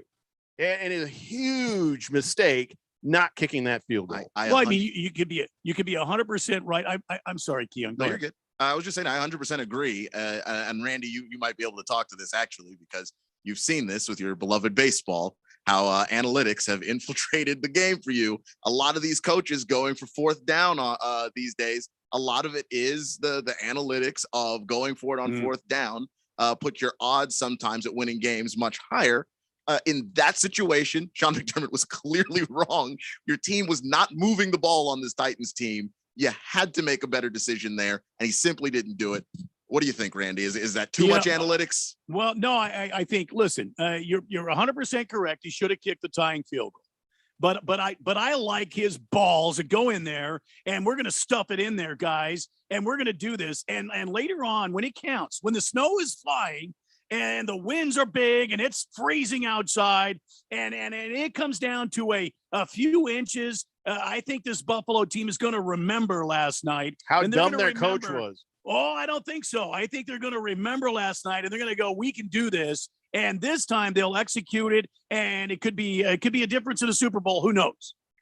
That was not that moment. That was not that moment. You have fought a hard game. It's 34-31. That was a hard fought game on both sides of the ball for both teams, if you're honest. And, you had no answer really for Derrick Henry other than your offense. And now their defense suddenly have an answer for you where they didn't earlier in the game. Now they do. Yeah. Analytics aren't even the point. The point is, as a coach, you're seeing what's happening. The analytics are now out the window because suddenly that defense has turned the tide. You do the smart thing. You do the smart thing and hope that you can win this thing in overtime, because I was sitting there watching this and I'm like, what? What? I was like, no, I had fantasy football players that could have gotten more points in overtime. So of course I wanted this to go to overtime. But beyond that, I also had my pick on the Bills. So of course I wanted the Bills to win. All of the above.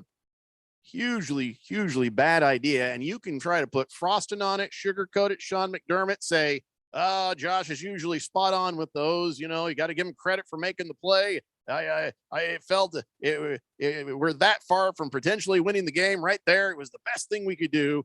We hadn't stopped them on defense for a number of drives. Guess what? You hadn't gotten past their defense in a few minutes. Sean McDermott is a dumbass. And you go to overtime, you get a coin flip. You just have to get to field goal range and then try to defend a little bit. You still might lose, but you still had a chance at that point. Yeah. But you go out there in the overtime, the current overtime rules for the NFL. Listen, if I'm Sean McDermott, I do what I did last night. They had the opportunity. They had the odds on their side. Buffalo has been tremendous on the quarterback sneak all season long. And look, you're probably 110% right. And I'm just this lunatic out here raving in the darkness. But I like the fact the guy showed some mettle and he took his team and we're going to go for it. We're going to go for a win. We're not going to tie. When it makes sense, Frank Reich goes for 4 on 4th down, I think, more than most coaches. And there's times I'm watching, I'm like, okay, yeah, okay. And there's other times I'm like, no, Frank, no, Frank, no. When it makes sense, damn it. Yeah, I mean, go back to the Ravens and Chiefs game. The Ravens are moving the ball at will against the Chiefs. Mm-hmm. They have a chance to ice the game. They don't want to give the ball back to Mahomes. And then Harbaugh says to Lamar, hey, you want to go for it? That is a 4th down that makes sense. To Jeffrey's point, there are definitely big 4th downs that you can prove a lot to your team in moments, but in the context of the game matters. If you haven't scored on that defense in a while, you haven't moved successfully on that defense in a while, maybe that's not the time to go for it on 4th. And when that happened and I saw that they were going to go for it, I'm like, I turned to my wife and I was like, I guess he should step back out of that pocket, let somebody get open in the end zone and hit them, because there's no way he's going to be able to run it through the middle. And I'm like, oh crap, he's running through the middle. Guess what? He couldn't make it through the middle. I told you so. It was just, I like when people take their destiny into their hands, Randy. I do, just like you. And I get what you're saying. Manly move. Yep. But in this case, manly move sometimes is a dumb move. And it was a dumb move. I give it to you. You listen, done over again. McDermott probably kicks a field goal, ties the game, and they put their fate in the hands of the stupidest overtime rules in the history of organized sports. However, he didn't, and I'm not going to criticize him for it. You know what? Good for you. Maybe next time you get in this situation, you kick the field goal and you try to go to overtime. The only thing that bothers me about McDermott, listen, I'm a white guy. I'm a very pale white guy. That guy makes me look like you have a tan. Yeah, I'm over here looking like George Hamilton. That son of a bitch is pale. He needs to. Don't they practice outside ever? Does he leave Buffalo? He's got to go somewhere. There's sun somewhere. Probably not. He's probably roaming around Buffalo all the time. It's got to be summer at some point where he is. Just saying. Anyways, FAB says, take the points. Kiss the Cook says, dumbass NFL coach of the week, McDermott and McCarthy. Well, McCarthy every week. Big George says, I'm glad the game didn't go to overtime. I beat short timer Kaler by less than 2 points. And if that game would have gone to overtime, he might have got more from Dawson Knox. No, he wouldn't, because Dawson Knox got hurt, Big George. My tight end as well over in the Premier League. He got hurt and he's going to be out for a few weeks. Hooray. Big Stanky 87 says, I think Titans kind of exposed the Bills some last night. Well, exposed is a strong terminology for that. Listen, everybody has an off night. The Bills could have had some offness to it, but they also were damn good in other places too. I think it was not so much of being exposed. I think it was the Titans defense really stepping up their game and Josh Allen maybe making a few mistakes. Yeah, I mean, that's part of what it is. Like the defense for the Titans, they play really well against the Bills for some reason. Like not anybody else. But the Dolphins used to play great against the Patriots. It's the same. And the Rams, back when they sucked, used to play great against the Cardinals. There's just something about some of these matchups where these coaches just know. And Mike Vrabel has Sean McDermott's number. Yeah. Well, I'm sure they all have each other's phone numbers. They all get together. Gamecock says Packers will beat the Cardinals in the NFC Championship game. Okay. Okay, it's not really what we're talking about, but okay. Fed fan says the Buffalo Bills coach was an idiot for not kicking that field goal and going into overtime. Now let's see here. Hefty Lefty says maybe the Bills didn't want to give the Titans a shot in overtime with touchdown machine King Henry. Well, you also had an equal chance that the Bills would get the ball first. So it's a coin toss rather than a suicide mission. But it is a suicide mission, though, Jeffrey. You know the overtime rules in the NFL. They're ludicrous. They're stupid, and they don't make any sense. You at least have the flip of the coin, to give you that shot. That fourth and goal play where Josh Allen, I would have been happier to see him hand off to anybody and see them try to jump over the pile. Josh Allen was the wrong decision. I mean, I get it. He's had a lot of quarterback sneaks. This is a guy who can be mobile, but so far, and you saw that in earlier plays in that same quarter, Josh Allen was not able to get past that line. No, and it showed it, and the way that they rely on him a lot. They knew better than to use him that way throughout the game. So it was just weird on that one moment in the goal line. Yeah, we're going to go back to the thing that wasn't working. All right, we got a lot of people with a lot to say about last night's game. And, of course, yes, there were some injuries involved, and we'll have your NFL injury report, at least as it currently stands. There's some good news, but a lot of bad news. It's the Daily Blender here on 1580, The Fanatic. Any supplier can drop a box outside your door, but if you want a partner who delivers great customer service too, rely on Cintas. Your dedicated service reps can deliver what you need to help your business run smoothly. From essential cleaning products to hygienically cleaned apparel, fire protection services to first aid and safety supplies. That service you can't get from a box. Oh, I'm ready! Visit Cintas.com and get ready for the workday. Bruce Jacobs here to tell you there is no doubt that Harmon Solar can save you up to 85% on your monthly electric bill. That's a fact. But did you know it's possible to get solar for $0 down? You can lease, finance, or even purchase outright. They have plans that fit everybody. Harmon Solar is a family-owned, woman-owned, local company that uses top-of-the-line equipment. Call Harmon Solar at 800-281-3189. That's 800-281-3189. Or go online to harmonsolar.com.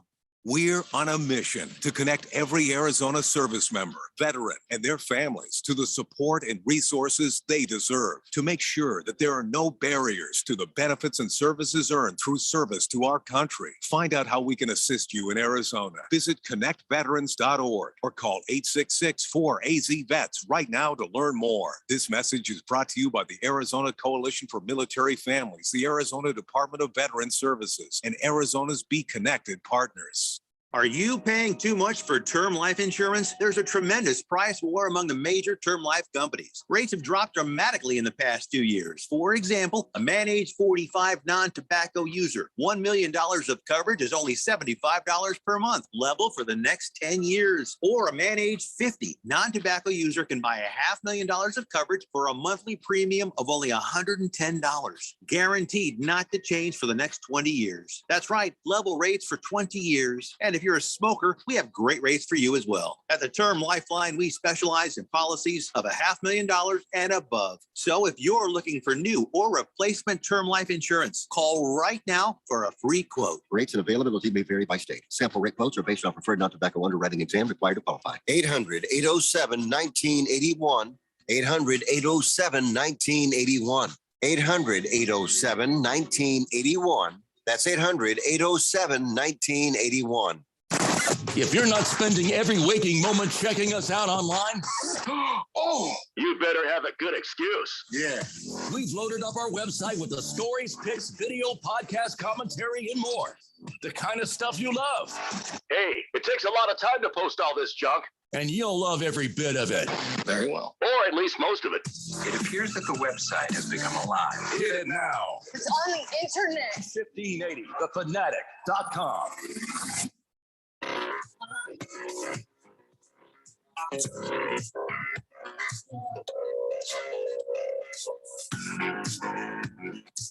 Daily Blender here on 1580, The Fanatic, Arizona sports betting station. And Friday, after the race setup with Randy White, We have AIA high school football game of the week. Sandra Day O'Connor at Boulder Creek. That is at 7 p.m. Other scholastic sports would be the Notre Dame versus USC at 4 p.m. on Saturday. And I think there is also, it's not on my thing here, but there's we got another football game in there Is it are you sure that Notre Dame is visiting USC this weekend? It says verse, not at verse. So the USC is at Notre Dame. But before that game, we've got Oklahoma State at Iowa State. That's what it is. There we go. There, I think what the reason is that one was just announced, and it was before it was on this nifty sheet here. So there you go. Lots of football, college, high school, and of course NFL. And on Sunday in the morning, we got the Hollywood Casino 400 race. How about that? Coming from Kansas, going to be a good race. Kyle Larson is just red hot right now. Time out. It's in Hollywood, Randy. It's called the Hollywood Casino 400. So it's in Hollywood, California. No. There's a casino in Kansas outside the racetrack called the Hollywood Casino. Well, it should be called the Kansas Casino. Well, no, it's Hollywood, Kansas, Hollywood Casino in Kansas, and they are sponsoring the race. And as I was saying, Kyle Larson in that 500 car has been just absolutely red hot lately. Can anybody stop him? We'll find out. Mile and a half track this weekend. Should be a lot of fun to watch. Okie dokie. Let's go ahead and get back to the text line, talking about Monday Night Football, and the Titans took down the Bills, and yet the Bills still hang around higher than they probably should in the power rankings. But whatever. Hitting the Nut says, you need to isolate the sound of Randy saying, I like his balls. Kyle G says, you know what? I go for it if I'm the Bills coach too. A loss won't hurt their playoff chances because of the division they're in. It's the same as the Patriots for years. Belichick could take risks because the playoffs are almost guaranteed.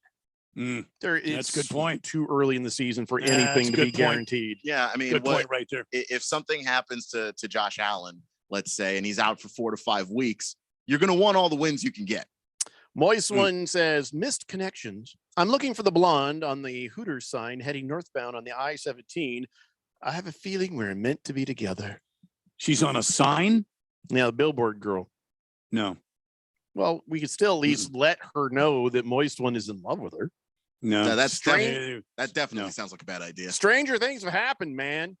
Mr. Pringle says, of course, then again, the kicker could have missed the field goal. That close, that would have taken a lot of effort to miss that field goal. And I know we've had a lot of missed field goals. That seems less likely, though. Yeah, a 12-foot field goal, which is, I think, exactly what that would be, a 12-foot field goal. If he had missed that, just go ahead and cut him right after the game. I agree with what you guys are saying. All I'm saying is, I love the moxie. I love the fact that he was like, no, hell no, we're going to end it right here. We're going to end it right here. I can appreciate it. Wicho says, that was actually the best call, going for the win. Been that close is a lot better than going into overtime. They were not stopping the Titans offense. He needed to go for the win. Of course, he could have gotten the ball in overtime, so who knows? We'll never know now, will we? Good Cat says, is it me or Derrick Henry, the player we all created in Madden when we were younger? Good Lord. Mine was always the O'Brien, and I would make him like 7 feet tall, built like a Adonis, and had all the best quarterback stats. Absolutely. He was unstoppable, and he looked just like me. Random texter says, is it just me? He says, just me, or does it come across that Josh Allen is a very selfish player? I work with a lot of Buffalo fans, and that's what they're saying right now, too. Wait, he's like a Kobe Bryant selfish? Or, I mean, what do you think, Keon? Is Josh Allen a selfish player? I don't, how would he be a that's the thing I don't understand. If he was a selfish player, he wouldn't be running and risking his body. What happens is he goes through his road, he's like, okay, nobody there, nobody there, nobody there. Yes, I'm running. And I think he'd rather throw than run, right? Yeah, I think he would rather throw, though, like Josh Allen is. You just look at the build and you look at the way he runs, Cam Newton-esque, with better accuracy. So I think he'd rather throw. I think that's what his game is built on. He spent a lot of time, because he came out of college with bad mechanics. He spent a lot of time working on those mechanics to make himself a more accurate quarterback. That's what he'd rather do. His teammates seem to love him. Obviously you can't learn a person's true nature for when they're mic'd up, but just the way that guys talk to him when he's mic'd up, that they seem to believe in him. I don't know if he's selfish. I don't think so. And by the way, it was the fella from Genesis that was in Mike and the Mechanics. Big Stanky 87 says Tennessee baited Allen to throw deep, which at times worked last night, but at times it didn't. Well, yeah, the defense was doing a great job out there. Watermelon says, to be fair, if they made the touchdown, everyone would be saying, oh my God, what a great call. Sure, you're right. Yeah. But Yeah. I would have maybe even said that was a risky ass call. I wouldn't have done that. I'd still be saying the same thing. It's just they'd have the W. The line between courageous and stupid, it's a very, very thin line. Yeah, Randy and I are very courageous. Kiss the Cook says, as Cowboys fans, even I have to agree with them being ranked fifth. The Patriots game, even though they won by luck, could have gone easily the other way. Quarterback's inexperienced play was pivotal. FYI, 5-2 Braves. Ooh, is that still true? I think I was in the kitchen just a few moments ago, true. and I believe it is 5-2 Bravos. Excellent. Big George says a bad coach can really hurt a good team, and Buffalo's poor coaching decisions could cost them a game when it matters later in the season or even in the playoffs. So get your act together, Sean McDermott. I mean, yeah, because remember, we only have one team getting that bye week in these playoffs now with the extra team in the postseason. So here's an opportunity for you as the Bills to get that chance to be the team with the bye week, and now you kind of squandered it a little. Don't get cute. Win every game. Don't get cute. Try, and even Derrick Henry said it in his post interview. Every week you want to be 1-0. Every week you want to be 1-0. You don't want to sleep on some because you're looking forward to the other, or we're just pacing ourselves. No, you play to win, and you win every game you possibly can. And that's the way the thought process should be. Deflated Balls says if something happens to Josh Allen, well, the Bills have Mitchell Trubisky to back him up. Oh my God, they're unstoppable. Well, there you go. Justin Tip says, Keon, if Buffalo loses Josh Allen for 5 games, they're not making the playoffs anyway. That division is bad enough that they would still probably hang around, and that defense is good enough. If you're telling me they couldn't win 2 out of 5 games and hang around in a division where the Dolphins are floundering and who knows what the Patriots are doing, I think that they could hang around. Random Texter says, by selfish, I mean Josh Allen's a stat builder. So many times he had guys open in flat for 10 or 12 yards, and then he throws it 50 yards trying to make a completion. It's running it from the 1 instead of handing it off. He's a stat builder. I don't think it's about the stats for him. That Josh wants Allen, the MVP, says Random Texter. I mean, maybe that's his goal. But if you ever watch Josh Allen play football at Wyoming, the dude's a home run hitter. Like, that's his mentality. If he sees that he has his arm is a cannon, when a guy like that sees that he's got someone downfield and he gets a chance to make a play, he's going to do it. And sometimes it means that he passes over the smart play. Yeah, that's just growth that's required. I don't think he's selfish. Well, Mr. Pringle says, will the NFL give the Miami Dolphins a huge banner to hang in their stadium that says, we stopped the Jacksonville Jaguars 20-game losing streak? Yeah, they should have one there. There should be a plaque. Fighting Wampa says, best image of the weekend was watching Pete Carroll pace up and down the sidelines, chomping his gum like a horse. Well, that's just like any other game you've ever seen with Pete Carroll. I like seeing when the coaches get mad. I still feel like I would not want to ever be a referee at a game where Mike Vrabel's on the sideline. He looks like he'd hurt you. Yeah. Well, and I don't know if you ever heard Mike Vrabel say things. They'll never mic him up, by the way. No, you can't. It's just a stream of words that I comes can out read of his lips mouth. that well, Yeah, I mean, he is just F this, F that. It's a constant with him. A-Wings 22 says, as the ASU final first co-host said, you play to win the game. No, that's the coach, Herm Edwards. I guess yes.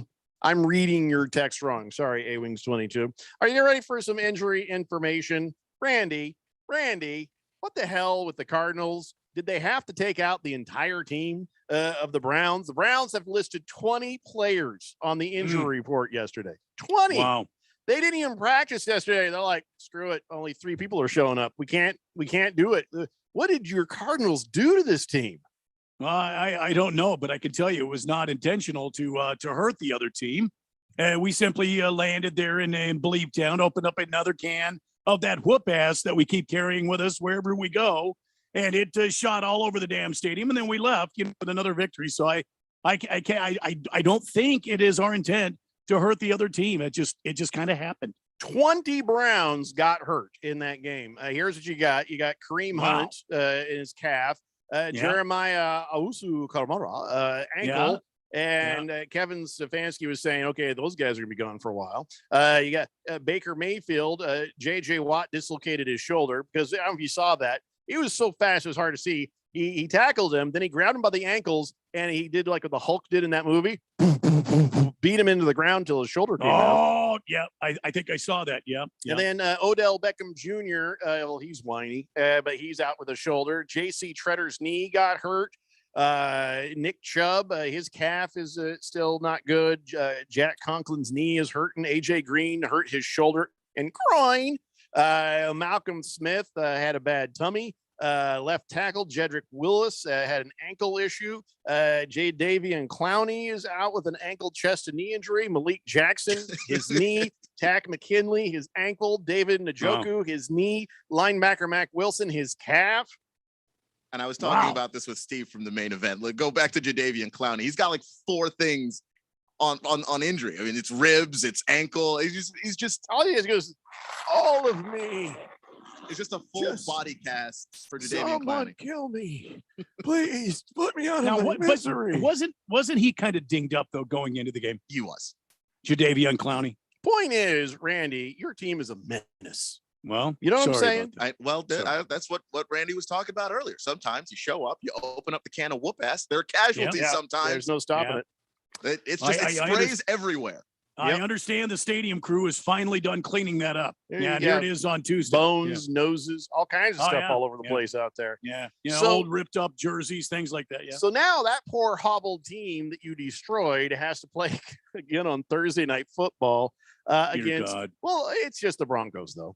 And so now Nick Chubb, he ain't going to play. They're saying Baker Mayfield may or may not, but there's also rumors that he might find himself out for the season. They're still trying to figure out what the deal is with that shoulder injury that he had. And he had a shoulder injury before J.J. Watt, used him as a throw pillow. Yeah, so torn labrum. Yeah, the torn labrum. Yeah, that labia, it was really hurting him. It's a labrum. So, maybe he'll play, maybe he won't. I don't know. Do you think that Baker Mayfield trying to let me back in there, I want to play? You think it's an act, or you think that he's I'm a tough guy? Baker sees himself as a tough guy. Baker wants to be there and play. Yeah. I just, what really would piss me off though is if he goes out for the season, we still have to watch all those stupid commercials. They're not going anywhere. They're not going anywhere. I don't care about him as a player, but I remember when Chris Paul was a Clipper, and got hurt, and we still got to see all of his State Farm ads for the entire NBA season. Yep. So also for your fantasy football, Odell Beckham Jr. and Jarvis Landry might play Thursday, but here's the question: who's throwing to them? And is Jarvis Landry going to be in good enough shape to be a factor? I understand that Baker, the turnover maker, is actually getting a second opinion on his shoulder. His labia? Yeah, labrum. Yeah. He's getting a second opinion. He's already seen the one specialist that's affiliated with the team. There's no shortage of people who will take a look at that labia. You know what I'm saying? People want to make sure he's ready to play. Labrum. Yeah. And so also Von Miller, I mentioned this earlier. He was quoted saying, I don't know who the Browns tackle is going to be. I don't know who I'm going against, but I'm going to kill him. That's what he said. Direct quote. And he wasn't saying, your tackles are bad. He knows that most of the team is hurt. He literally doesn't know who it's going to be, but he intends to kill him. Obviously last year the Browns drafted Jedrick Wills, who's turned out to be a fantastic tackle for them. And you mentioned him in the injury report. He's out. There is nobody protecting that blind side. And I don't know if Baker's going to play, but it doesn't matter. He shouldn't. That person is going to be wearing Von Miller like a shirt. Yeah, probably let old Mitch Trubisky get out there. That's the Bills. Who's the backup for the Browns? Case Keenum. Oh, dear God. Bench all your Browns players in fantasy football. I think we'll find out on Thursday, but the one Browns player I have is injured. So, oh, by the way, good news from last night. Taylor Lewin, you saw him strapped to the backboard. He's carted off, and he does that thumbs up thing, and it was like, okay, it's all right. It didn't seem as serious as the night before with that other guy, but Taylor Lewin says, I'm all right. And they're putting him in the concussion protocol. Here's what it is. These guys get these neck stingers, and it's like, whoa, and they think it's the end. Now, I've had them myself. You do. You feel like it's the end of the world. You think you're going to die. Then after it all goes away, you're like, oh, I'm fine. And that's kind of what happened with Darrell Taylor. When Darrell Taylor was on that field for a long ass time on the Sunday Night Football for the Seahawks, boy, I thought, geez, this guy's going to die. And I felt bad laughing because as they started to drive the cart off and go towards the thing, my wife goes, watch him throw popcorn on him. I said, watch him throw beer on him. And I said, wouldn't it be funny if the cart kind of took a wrong kind of thing and spilled over with it? Kind of like, the old police squad movies, where O.J. Simpson went down the steps in a wheelchair and did a flip, that kind of thing. I was just like, I should feel bad for laughing about. Now I don't feel bad because they're saying, no, he's fine. He'll be okay. And he might even come back in week 7. If they threw popcorn on him, would that be Tennessee karma? Because he went to the University of Tennessee. Yes. It's what they do in Tennessee. You know that. So it was just one of those things where I was just like, I couldn't help but think. And then as they show that shot of the ambulance leaving and driving down the road, I said, would it be something if he was driving? He's like, I'm all right, but I'm only going if I could drive. And that's how I am. Turn the siren on. So I'm glad that Darrell Taylor is okay.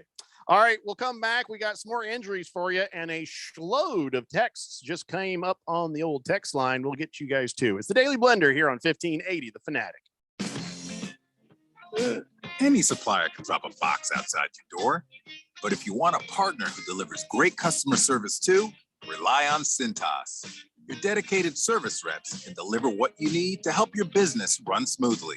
From essential cleaning products to hygienically cleaned apparel, fire protection services to first aid and safety supplies. That service you can't get from a box. Oh, I'm ready! Visit Cintas.com and get ready for the workday.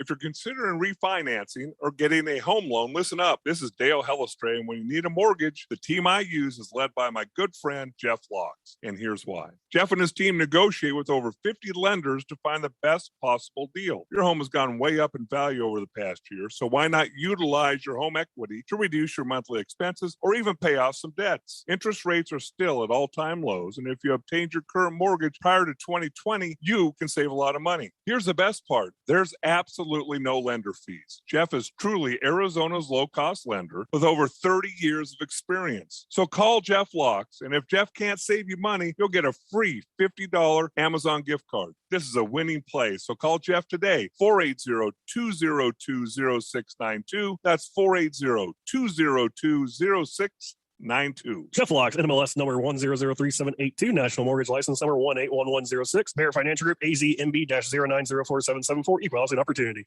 NASCAR Championship Weekend returns to Phoenix Raceway November 5th through the 7th. A wild season of unexpected will culminate in Phoenix with drivers putting it all on the line for their shot and earning the title of NASCAR Cup Series champion. Featuring 4 championship races in 3 days. Don't miss your chance to witness history from atop the grandstands as the action goes 5 wide into the iconic dog lane. Or from up close with access to the fan-friendly infield experience. Get your tickets to see the NASCAR Championship in person. Go to PhoenixRaceway.com. Hurry, tickets won't last much longer. AZ Preps 365 is your headquarters for all things high school sports in Arizona. Brett Quintine, James Mello, and Jose Garcia keep you up to speed with all the action, highlights, interviews, and insider information for the prep sports scene. You need to tune in to AZ Preps 365 every Saturday morning from 8 a.m. to 10 a.m. on your new home for sports, 1580 and 99.3. The Fanatic. And always on at 1580thefanatic.com.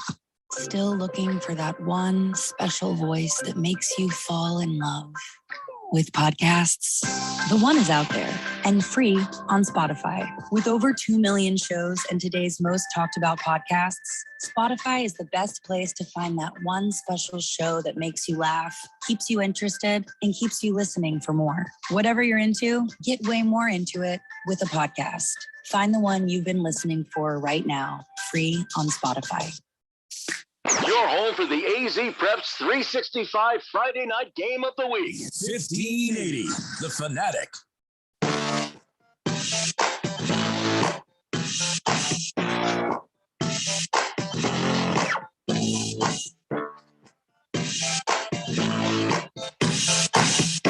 It's the Daily Blender here on 1580, The Fanatic, Arizona sports betting station.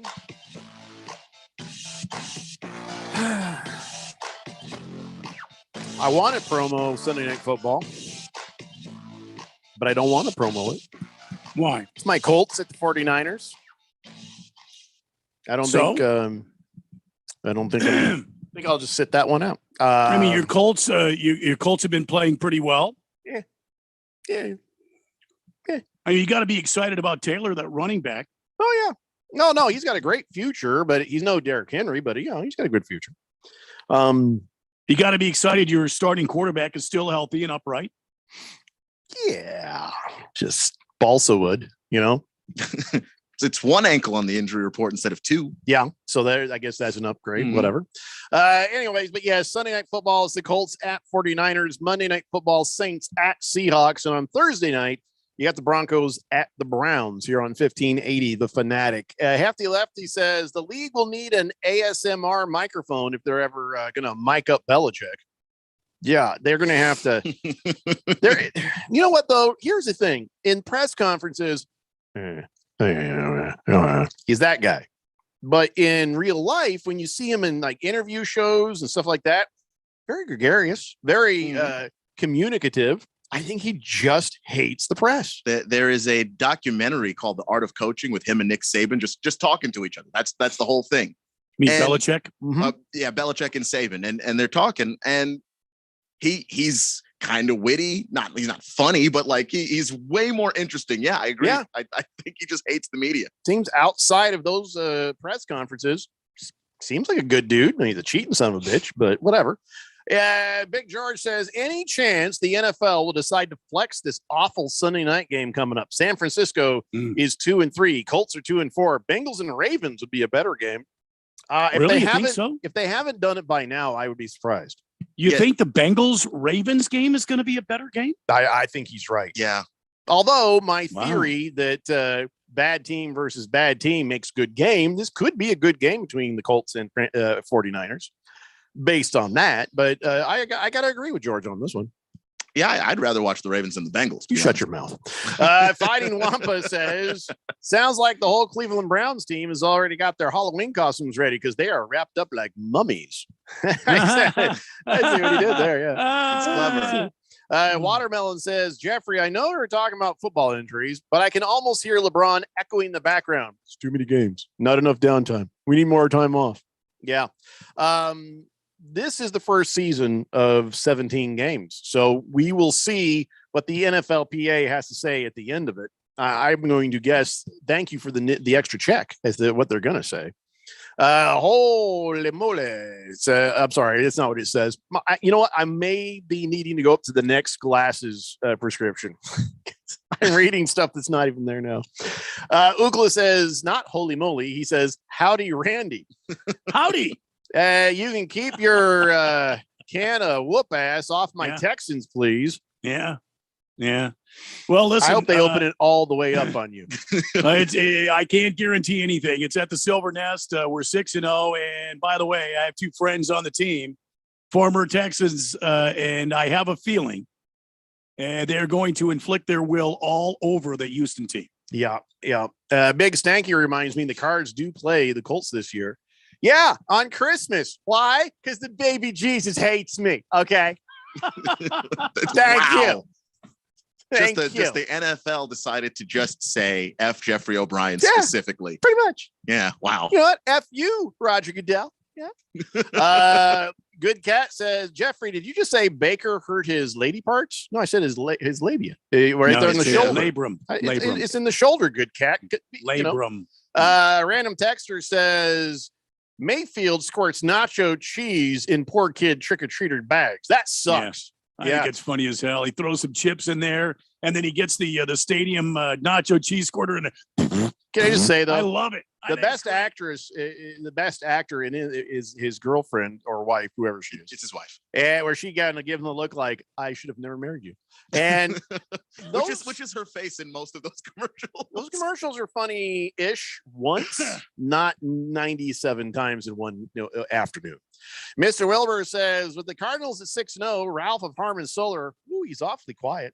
Yeah, he's taking another little bit of time off. We may or may not have him on Thursday for our Harmon Solar NFL fan pick'em picks. We probably get him on the phone or something, but he's heading back to Minnesota. I don't know why, but he's taking some time off, probably to regroup from. I think he's hiding from us, Randy, until the Russell Wilson gets back on his team. It's been a difficult season for our friend Ralph. Yeah, been very difficult. I told him, don't talk so much crap, and look what happened. And he started the season with it too. And even a couple weeks in, when things looked very optimistic for the Seahawks, he was still going. And now it's backfired completely. He was like, I don't know what happened. Hefty Lefty says, is Baker getting his second opinion from an OBGYN? Probably not a bad idea. So labrum. Tiger Paws says, I would like an amaretto sour. There you go, Tiger Paws. Mm-hmm. Actually, it says, and I'd like an amaretto sour, implying that there is a lost text out there somewhere in the ether that she was trying to share with us. Big Stanky 87 says, when you say F you, Goodell, bad things happen. So be careful, Jeffrey. Well, as long as you didn't email anybody in the Washington football team, you should be fine. Oh, I'll email them. I just won't say the F word that got old Gruden in trouble. That one is no, I wouldn't say that one. The proper F word all day, every day. The bad F word in regards to our homosexual friends, never. Bruno Baller says, like the Robin Williams movie, Jeffrey, Merry friggin' Christmas. And right now, the line for the Cardinals over the Texans, 17.5 points. Wow. I mean, I don't know what to say. To my friends from Houston, I'm sorry. King Kitten says, I'm hungry for tacos. Oh, yeah, that's right. It's Taco Tuesday. Beer Bob says, I don't believe they can flex games this early in the season. Oh, I didn't know there was a time in the season where they can and can't. But I don't know exactly when it starts, but there is a part of the season when you are actually able to flex. Let's be honest. There have been worse primetime games already this season than Colts and 49ers. Gary Grambling of Sports Illustrated is the one who has the Arizona Cardinals ranked 7th this week in his power rankings. Wow. Who is that? Gary Grambling from what the hell? Sports Illustrated. You know what? I did see that earlier. I didn't get to see the whole rankings, but I did see them put out here are the contenders. Here are the teams that are nipping at the heels of the contenders. And the Cardinals were not in either section. Yeah, up yours, Gary Grambling. Your name sucks. That man's a hater. That's all it is. He's a hater. Grambling. Mr. Wilbur says, will you allow me to jinx my Cardinals right now? No. Fed fan says, hey, this isn't a football question, but I'm wanting to ask you guys, what do you think of the Braves player Jock Peterson wearing a pearl necklace? Well, I already gave him a man card violation for it. But I love it. I think he wants to. I think Jock Peterson wants to look like Wilma Flintstone. That's the best I can come up with. He probably love it. You don't love it. Having been a ball player before, and things happen like this, they were probably messing around in the clubhouse, and he wore the pearls, and he went out and probably had a monster day, and now he won't take the pearls off. Remember the day that Jeffrey gave him the man card violation, he had 2 hits, including a homer that won the game. So he's not taking it off. That's just how baseball players are. That's the way it is, man. Hey, listen, I respect your life choices, Jock Peterson. Blissful Hayes says Case Keenum would look good in a Colts jersey. Oh, shut up. Looks better in a Browns jersey, though. The The only thing worse is the short Kyler Murray jokes. It goes Kyler Murray jokes and then Colts quarterback jokes. After you left the thank you. Moist one says, I enjoyed the Halloween nacho cheese baker commercial. Yeah, once, not 97 times. I've Boomer only seen it Sooner. 3 times, I think. You don't watch enough football. Boomer Sooner says John Peterson, an LA Dodger. What? Jock Peterson. Yeah, we're talking about Jock Peterson. Used to be an LA Dodger. Oh, is that what they're saying? All right. Boomer, it's amazing. Randy can decipher your gibberish sometimes. He says, by the way, I was smart, Jeffrey. I didn't draft anybody from the Cleveland Indians. You want to tell him? No, just let it ride. Mr. Wilbur says ZZ Top sang about a pearl necklace. Just leave that one there. It sure did. Random texter says Jock Peterson is a pearl necklace. Well, that's explainable. He was a Dodger before he came to Atlanta. Big George says, what's wrong with Roger Goodell? Calling him fancy. Well, that's what Gruden called him in a roundabout way. Not really what I'm getting at there. Very, very roundabout way. We're using the proper F word around here. So I forgot. We were still in the middle of the injury report. The Rams have lost the funk, Randy. They've lost the funk. They've lost the funk. They lost Jake Funk and Johnny Munt for the entire year. So they've lost a tight end and a running back that nobody's ever heard of. So probably doesn't mean anything. Yeah, I don't know those people. Yeah. And of course, Paris Campbell on the Colts, season-ending foot injury. Oh, it's too bad. T.Y. Hilton, he got a little banged up in his first game back since forever, but he says he's doing fine. Vikings had put Patrick Peterson on the injured reserve list. I forgot he existed. Has he been playing very well? 13 tackles, 2 passes defended, 6 games. He's been all right. He hasn't been good. We don't like Patrick Peterson. Nothing great, but he's been okay. He's been serviceable. And Hefty Lefty, this one's for you. Teddy Bridgewater, he's going to start Thursday, even though his foot hurts. So there you go. Your Broncos assured to win. No, I'm kidding. It's a Daily Blender here on 1580 The Fanatic. Chances are the technology you work with every day is an afterthought Until it isn't working. Technical problems can throw a wrench in your day, but computer security issues can expose you and your customers to serious risk. Affinity Technology builds custom IT solutions that help small businesses thrive. No system is too complicated. If it plugs in, we work with it. Affinity Technology runs Arizona businesses. Contact us today at atechaz.com. That's atechaz.com. Affinity Technology. Mortgage interest rates remain near historic lows. So whether you're wanting to lower your interest rate, take cash out to remodel your home, or pay off credit card or installment debt, now is the perfect time to refinance or purchase a home. Call David White at 480-244-6625. 480-244-6625 to review your mortgage options. And to take advantage of David's 32 years of industry experience, incredible customer service, and competitive interest rates. We shop the market for the best interest rates so you don't have to. So call David at 480-244-6625. That's 480-244-6625.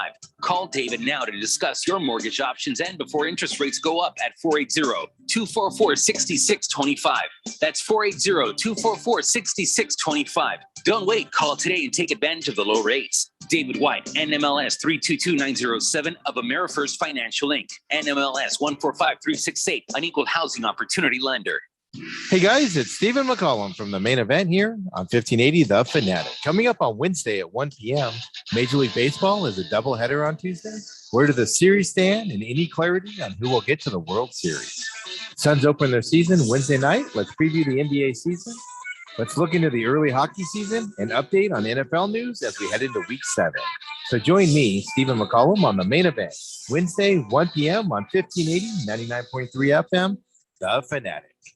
NASCAR Championship Weekend returns to Phoenix Raceway November 5th through the 7th. A wild season of unexpected will culminate in Phoenix with drivers putting it all on the line for their shot and earning the title of NASCAR Cup Series champion. Featuring 4 championship races in 3 days. Don't miss your chance to witness history from atop the grandstands as the action goes 5 wide into the iconic dog leg. Or from up close with access to the fan-friendly infield experience. Get your tickets to see the NASCAR Championship in person. Go to PhoenixRaceway.com. Hurry, tickets won't last much longer. 8 presents Terrifying Jobs. Bull Rider, take 2. Today we're talking with Clifford Maxwell, a rodeo bullfighter. His job? Distract raging bulls from going after thrown riders. Cliff, this seems like a really terrifying job. Why do you do it? I love protecting the bull riders when they get bucked up. How big are these bulls? 12 to 2,200 pounds of pure muscle. You're not cowed by any of this, obviously. Is there anything that scares you? Yeah. Distracted drivers terrify me. This message is brought to you by ADOT, ABA, and this station. KQFN Tempe. Also transmitting on K25CD Phoenix at 99.3 FM. And K24EU Fountain Hills at 95.9 FM. It's time for the third hour. All right, people, settle down because it's time. Time for what? Showtime. When does it start? Right now. 3, 2, 1. Let's get on with the show. Let's do it. So I told him, you know damn well there's no such thing as a medical meth card. Oh, sorry. Hey, everybody, it's 5 o'clock. It's the Daily Blender. I'm your good friend, your radio pal, Jeffrey O'Brien, alongside my heterosexual life partner here, Randy White. We got Keon Rose pushing the buttons, and you guys are on the Fanatic text line, 888-368-1580, broadcasting live in the Harmon Solar Studios in Scottsdale. Okay, I'm done with the injury report. Okay, Well, unless there's anything else I need to know that may have broke here in the last couple of minutes, but No. so far that's where we're at with stuff. I got 4 players in fantasy football with an IR designation. There's only 2 injured reserve slots, so back to the old waiver wire. But my sudden surgence of playing well came from the waiver wire more than it did my horrible draft. So I'll just go back to that drawing board. I'll be fine. I ain't worried about it. Hey, I play Berg this week, so I'm probably going to lose. I mean, he's been stomping everybody out. Yeah, he's one of 3 teams that are 6-0 right now in the fantasy football. And in our league, he is the Arizona Cardinals. And I'm hoping I'm a trap game. I mean, a bunch of my guys are on a bye week, so I'm going with my B squad and a lot of players. So even if I had beaten you, I was not going to win this week. So I ain't going to worry about it. As long as I'm in the playoffs, I'll have my ship righted by the time it matters. Kind of like you were saying about the Bills. I can lose a few games. As long as I can just keep myself within range of the playoffs. So enough of the injury report. Let me clean up this text line here, and then we will move on to some other NFL stuff. Random texter says, I think what would make the Cleveland-Denver matchup even better is if for some reason half the Denver Broncos were entered into COVID protocol. All of them asymptomatic, of course. So you're saying just to make it an even match, the half the Broncos have to be gone, so because half the Browns are gone. Damn. Well, if it was the Broncos last year, it would have been a perfect match. 99.9% of every human who may watch or listen to this game is only doing so because they've got fantasy football players. Or money in the game. No other reason to watch this. Boomer Sooner says, sorry, Cleveland Browns. My bad. Kyle G says, best part about Patty Pete going on the IR is how little his head coach cared. The coach literally said, our guys behind him have been decent, so I'm not too worried. Rough day for a guy who thought he was too good for the Arizona Cardinals, huh, Randy? Yep, that's exactly right. Welcome to Minnesota, my friend. And stay there. King Kitten says, ZZ Top's Pearl Necklace is a kick-ass song. It's now running around in my head. Yeah. Well, you know what? We need more classic rock in our music mix, don't we, Randy? So you want me to start searching, bringing some of this classic rock edge into our bumper music? Is that what you're saying? Yes. And we need to start doing Foo Fighters Friday every Friday. Because did you know that on the Sirius XM, the Foo Fighters have their own channel? And now that is happening on my my car radio, my gas mileage ain't what it used to be. Because how can you just not with the Foo Fighters song going? Right? You really can't. Oh my God. Hefty Lefty says live look at Walker Bueller waiting in the bullpen. Really? I don't think he has a camel toe. Blissful Hayes says, I'm only offering suggestions that may be helpful for the Colts. That's why I brought you Case Keenum. You shut your mouth, Blissful Hayes. You're not trying to help. I don't need your criticism of my quarterback position the same way DK Metcalf don't need criticism from the very, very toothy Shannon Sharp.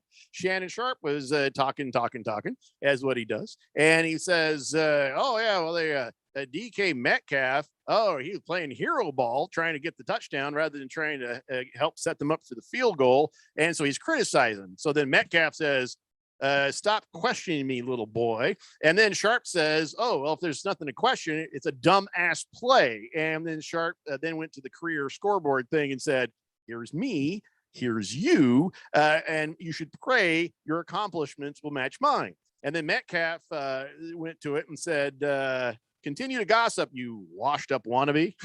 So, yeah. Wow. So DK Metcalf needs to shut the hell up. He does. And clearly he's not wrong, but he needs to shut the hell up. Shannon Sharp, not wrong in some of his thought processes, but he also probably needs to back off, shut the hell up. Well, I don't know what DK's personality is like, but I've seen enough of the career of Shannon Sharp, both as a football player and now as a broadcaster, to know he will never shut the hell up. That's a good point. It's not happening. Yeah.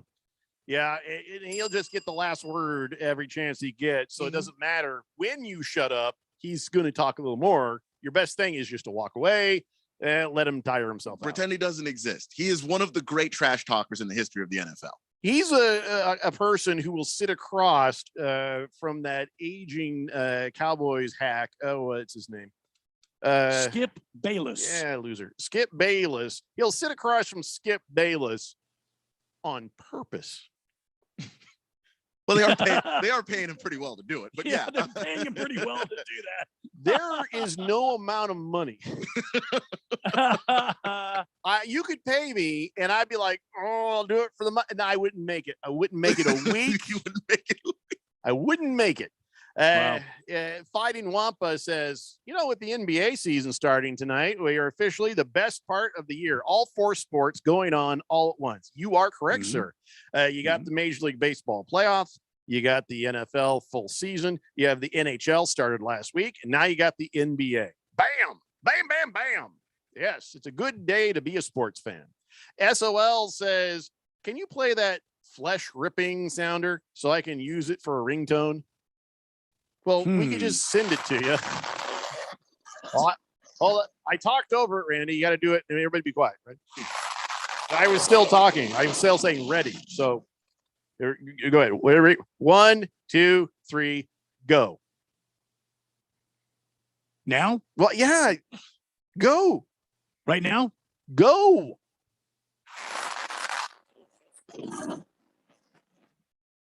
There you go. I'm sure that SOL's sitting there with a boom box and a tape recorder. I got it. Just like we were when we were kids trying to get that song. I hope the DJ doesn't talk. Damn it. He talked over the front of the song. SOL says, thank you. Let's see. Bruno Baller says, I enjoyed the NBA and NHL playoffs going into late July last year. I'm going to miss that this year. Kyle G says, Shannon Sharp is right, though. Metcalf almost cost his team the game because he didn't just step out of bounds. But I'd chalk it up to brain fart instead of hero ball. Yeah, I think that, somebody make a mistake, somebody in a situation. I don't know why Shannon Sharp would go at DK Metcalf, just an amazing wide receiver, somebody who's going to have a stellar career. Why go at that guy hard? That's just what Shannon Sharp is like. He doesn't have a filter. Like Shannon Sharp is like a meaner Charles Barkley. Like there's no filter there. He's just going to say whatever it is that he's thinking. And he usually has a pretty good relationship with a lot of these receivers in the league. But clearly, whatever he said there, it crossed the line with DK. Well, DK Metcalf, you're only 3 seasons in. You've got a long career ahead of you to shut Shannon Sharp up. So focus on that. Dan Campbell, I don't think he's going to make it past this season, guys. Oh, come on now. I am not kidding. He is all over the road. First, he comes on the scene. We're going to bite your kneecaps off. And the next thing he's like crying, I just really wanted this win for the team. Now he's like, oh, it was the quarterback's fault. That wasn't my fault. That was the quarterback's fault. That's the problem right there. It wasn't me. It never was me. It was Jared Goff. And then to make things worse, he's in an interview. He goes, yeah, that Matthew Stafford, boy, he's doing a dang good job for them Rams. Oh, yeah, he's doing a dang good job out there. Oh, they're an explosive offense. He's a good quarterback. They got the best defensive player in the league over there, too. So, look, this is another tough opponent. He's basically just slathered praise on Matthew Stafford. Didn't really see nothing in this interview about one Jared Goff. And now Dan Campbell comes out and says, I think we're going to shake it up here a little bit. Do you think that as a coach, he's trying to scare Jared Goff into playing better? That better be the plan, because if he legitimately is going to try and shake things up, might I remind Dan Campbell, his backup quarterback is David Blau. That is a disaster. Dear Lord. If you think that Jared Goff is bad and he hasn't been good, it can get worse. I watched David Blau last year on Thanksgiving. That was a terrible game. Yes. It was terrible. And I'm worried too, because Campbell says he's willing to look at everything. He says, I got about 1 million ideas just floating around in the top of my head right now. Don't do it, what Dan. I want to do. Don't do it, Dan. I'll defend the passion. I'll defend a coach standing up for his guys, but I'm not going to defend a guy throwing his quarterback under the bus. He did that. And I'm not going to defend a guy acting like he has other options at quarterback when he doesn't have other options at quarterback. What did Dan Campbell do before this? He was a tight end in the NFL. No, he was an assistant coach on different teams. Was he a coordinator ever? I don't know if he was ever. I don't believe. I'm looking it up right now. And who did he assist? Because I don't think he knows what he's doing.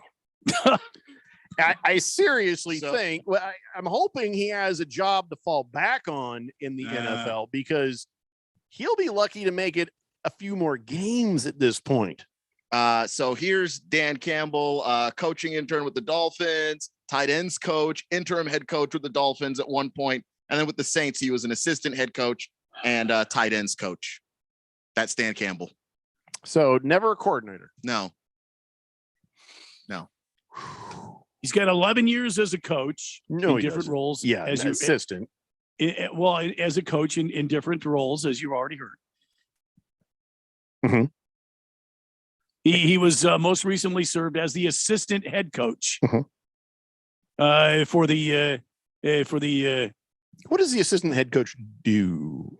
They assist the head coach. I don't think they're even as important as an offensive or defensive coordinator. No, because the coordinator creates the game plan, and in some cases, depends on the team, calls the plays. Here's who the assistant coach is. Remember Elvis?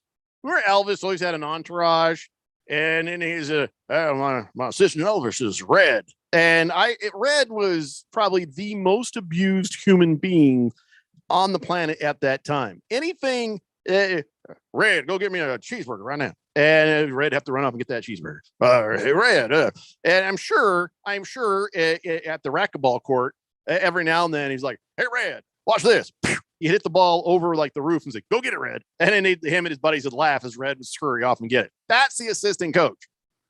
Well, he was the assistant head coach, tight ends coach for the New Orleans Saints. So you're saying that you got to coach two guys? Two tight ends basically on any team, right? Well, he can always be it. There's always going to be room for a tight ends coach somewhere, right? I'm going to tell you what, we need ourselves a tight end coach in here. That's what we need to run this team. Wait, are you sure you don't want a coordinator? Are you crazy? We need a tight ends coach. One that bites ankles. Come on, Randy. Dan Campbell, this is a bad idea. And this is the Lions trying to get the number 1 draft pick. Sean Payton. That's all I need to say. What about it? One of the most respected coaches in all of the NFL. And clearly Dan Campbell didn't pay attention while he was picking up Sean Payton's dry cleaning. A creative, thinking outside the box coach, Sean Payton. That's who he was the assistant head coach with and when he was with New Orleans. Which is kind of a problem, right? Because if you're a first-class organization, as the Saints have been, then what you get is you draft well, you got a bunch of players. Your coach can think outside of the box. I can use Taysom Hill in a billion different ways. You're the Lions head coach. You really, your box is very small. You can't think outside of the box. Normally, Start a small box is a good thing, but in this case, they need to give him a cardboard box and have him put all his crap in it and head to the car. Look, I think the guy's a competitor. I think he's taking this very personally that this team is not performing, that they've had opportunities to win games and they've blown it. And I think he's willing to do whatever it takes to get this team a W and headed in that right direction. I hear Don't you, Randy. matter if you're bad at your job. I hear you, Randy. But if you start David Blau over Jared Goff, you are committing. Did he say that though? Did he say that? He said he's looking to shake some things up at that position. Yeah, well, just shake things up. That's all. From the structure of personnel, and glaringly, that is the only personnel he has criticized publicly. If he Jared does Goff. that, and I hope that this is just a scare tactic. Jared, play better, or I'm gonna pull you with it. He doesn't really mean it, but he's just hoping that that'll scare Jared into doing it. If I'm Dan Campbell and my team is losing every game and Jared Goff is not performing, no matter what I do, and the guy's a mouth breather, hell yeah! If I'm going to lose games, I'm going to put in the loser quarterback and just lose games until I can fix this situation. If you keep Jared Goff in, you might accidentally win one. I trade his ass. He's not going to be any good. He was crying a week ago about winning one. So give yourself the best chance to win one. Then don't mess around and go, I'm going to lose since my quarterback. Think Jared Goff gives him a chance to do anything but lose over David Blau. Yeah, listen, it can't be any worse. Have you watched David Blau? Because Matthew Stafford got injured last year. They are 0 for 6. It can't be any worse. Shooter McGavin says, did Keon say the backup quarterback was Mr. Plow? No, that's something else. That is something else. Mr. Pringle says, what the Lions really need is to play the Miami Dolphins. That'll help. Yeah. Or the Washington football team. Well, I don't think we're that bad. If you guys play the Lions? I don't check think your so. schedule. We played them last year. Check. Oh, so you won't play them again for 3 years? Check your schedule. We got the Packers this year, so maybe we do. Check your schedule. I want to know because I'm still not willing to give up on Dan Campbell. I listen. I think a lot of times we overanalyze what the guy says. I think he's trying to put a message out there for his team. Step up. Everybody's got to step up. We can't give up. We can't just lay down on the job. We can't. We're only 6 games into a damn 17-game season. Come on, let's go. I was looking up the schedule for the Washington football team, and I got reminded that they play the Packers this week. So thanks for that. Thanks for that. Oh, my balls. No, that was Jeffrey's fault. Oh. No, they don't play the Lions this year. Lucky you, because, man, yeah, that's one that your team would lose. I'm right. No, they wouldn't. Yeah, they would. No, they beat the Giants. They would do that to you personally. Personally? Yes. No, they just get obliterated by everybody else. The first game of, I think, last season, the Jaguars beat the Colts and then didn't win a game until just this last weekend. Okay? Okay, look. The NFL universe is out to get you and out to get me. And right now, Randy's turn to be happy. Let me have my hypothetical optimism. It's all I have left. Okay, we'll leave you that. Hefty Lefty says, anyone remember Nate Peterman? It can always get worse, is what I'm trying to tell you. The old Peterman. Boomer Sooner says, okay, Jeffrey, I'm going to open up the Magic 8-Ball tomorrow, maybe Friday. I'm not sure, but what question should I ask the 8-Ball? Jesus, I don't know. Don't know yet. Had not considered it yet. The Jet says, I love the way they call themselves the Washington football team. If Washington only had a football team, that would actually be correct. That was me. I mean, there are football teams there. They just play for the colleges around. Wow. With no professional. Yeah, and the Jet may not want to throw stones from that glass house. Who does the Jet root for? Take a guess. Is it the Jets? Oh my God. I can't believe I let you trash talk me. Yeah. King of Kitten says it's 75 degrees and breezy outside. I'm feeling a little bit cold. Wow. Man card violation, I guess. 75. It is beautiful outside, man. Yeah. Well, we'll get a weather report from Randy here in just a little bit, if that helps, King of Kittens. I think we're going to go back to a warming trend, and he can set your mind at ease. Well, I'll let him handle that on the other side. We got to take a break. More NFL talk when we come back. It's the Daily Blender here on 1580 The Fanatic. This is Brent Musburger's Action Update on 1580 and 99.3 The Fanatic. Simple Green is perfect for making your auto, RV, cycling, boating, and other sporting equipment look like new. SimpleGreen.com. The Arizona Cardinals remain the only undefeated team in the NFL. That was the case this past weekend. They went to Cleveland. They were considered an underdog against the Browns and had no problem beating the Browns. Now the Cardinals are back at home this upcoming Sunday as they are going to play host to the 1-5 Texans. And this is the biggest point spread of the weekend. Arizona is sitting as an 18.5-point favorite, the over-under at 47.5. NBA basketball tomorrow, the Suns are going to open up their season against the Nuggets. Phoenix currently sitting as a 6-point favorite. For the latest odds all the time, visit vsin.com. I'm Matt Pauley. This has been your Action Update on The Fanatic. Everybody, Mark Asher, back to tell you about my friends at Valley Medical Weight Loss. I love this company. I've used them. I have friends that have used them. A ton of weight has been lost in a quick amount of time and the right way. That's the important part. Look, they have 3 Valley locations, Tempe, Glendale, and Phoenix. So one is close to you, and they've been doing this for well over a decade. And right now you can get your first week, $31.95, absolutely free. Just mention Money Radio or mention The Fanatic, and it is on them. 602-441-3305 or valleymedicalweightloss.com. This is Aaron Warby, host of the Bulls and the Bears Radio Hour. In the show, we try to teach the tools, rules, and strategies that traders and investors need to do better with their wealth and portfolio income. But most of the time, an hour is just not long enough. At Online Trading Academy, we believe that the average person should be given the tools, rules, and strategies that Wall Street's elites have been using for years to outperform others. Are you one of the millions that have recently established a trading account? Or have you always wanted to trade or take a more active role in guarding and growing your own wealth, but have not had the know-how or confidence? We want to invite you out to a complimentary 3-hour power trading and investing workshop, where you'll learn what it is that the professionals use to limit their risks and maximize their possible gains in both trading and investing. To register, call 8448-TRADER. That's 844-887-2337, or text the word stocks to 25029. Again, that's stocks to 25029. Reserve your seat now. Mortgage interest rates remain near historic lows. So whether you're wanting to lower your interest rate, take cash out to remodel your home, or pay off credit card or installment debt, now is the perfect time to refinance or purchase a home. Call David White at 480-244-6625.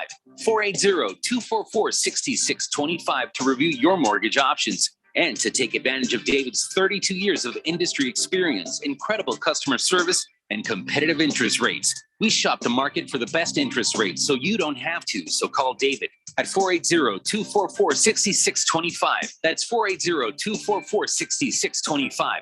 Call David now to discuss your mortgage options and before interest rates go up at 480-244-6625.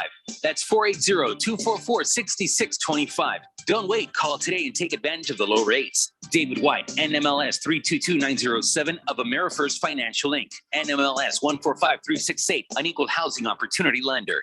Get your college game on. Get ready for the fight songs. Get ready for the traditions. Get ready for the rivalries. It's college football. He's gone. There he goes. Through the line. He'll take it to the house, 90 yards. And we've got the games you want to hear. Wide open, and the tight end will walk to the end zone. College football lives on 1580 and 99.3. The Fanatic, Arizona's new home for sports.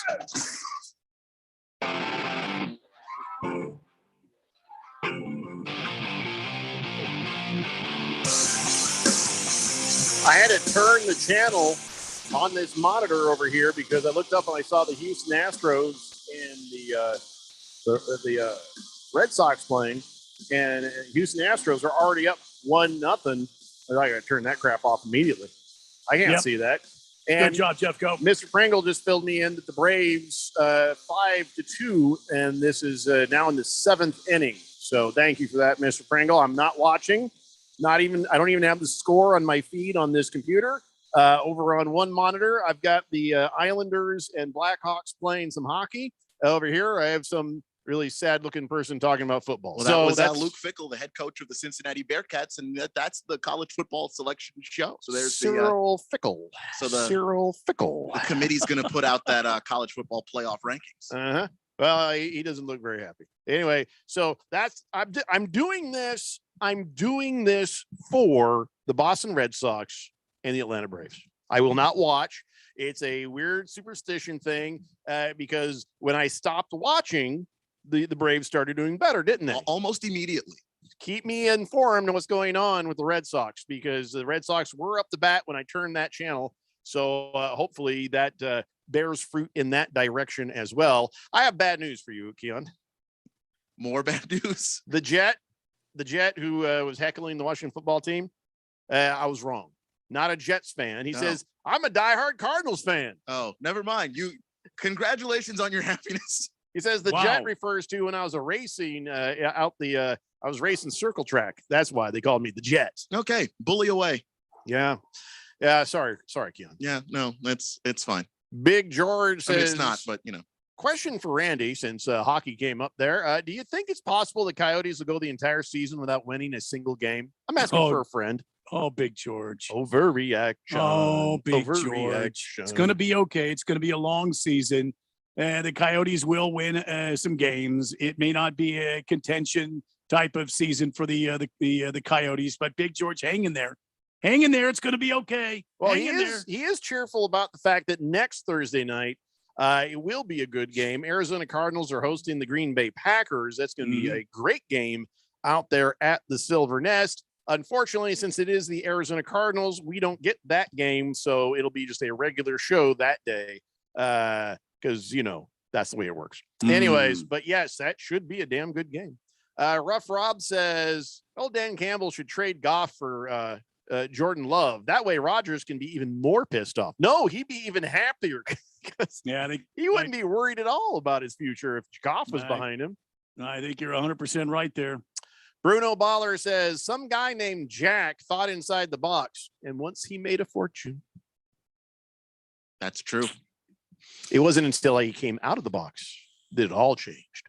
Blissful A says, what does a head coach do? The Cardinals and Raiders showed they don't need a head coach to win. I guarantee the Bears would win more games if it weren't for BU screwing everything up. You may be right, my friend. But the Jet says it sucks that Seattle got a hockey team. Now Big George has another team to humiliate us with.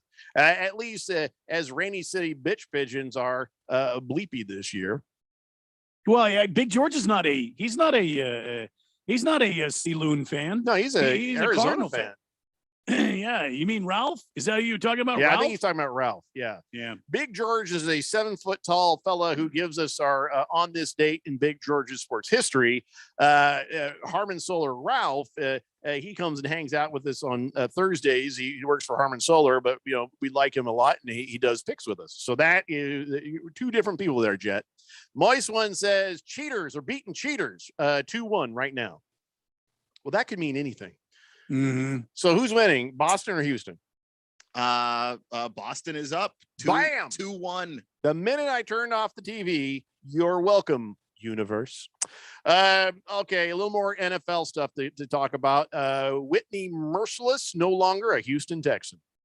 After 134 games, they just decided to release him. Said, bye-bye now, bye-bye. Now, he said it was a mutual thing, but isn't that what you say, though? You know what I'm saying? So he still wants to play, and he says, I'd like to be on a contending team. That would be nice. And, maybe compete for a title. That'd be a nice cherry on top of the career. Does Whitney Merciless still have anything to give? I don't know, but what a great name for a defensive NFL player. Merciless. Can you imagine that? Merciless, the merciless one. You know what I mean? That would be cool. I would have that emboldened on the back of my jersey. Merciless. Yeah. It's a great name. It is a great name. He was great in college, but just since he's been to the pros, he hasn't been that effective. And when he's been healthy, he just hasn't been able to get home the quarterback. So kind of stinks for him. Ladies and gentlemen, it is now time for, something you wait all week for. It's time now for Keon Rose's 4 Downs. That's right.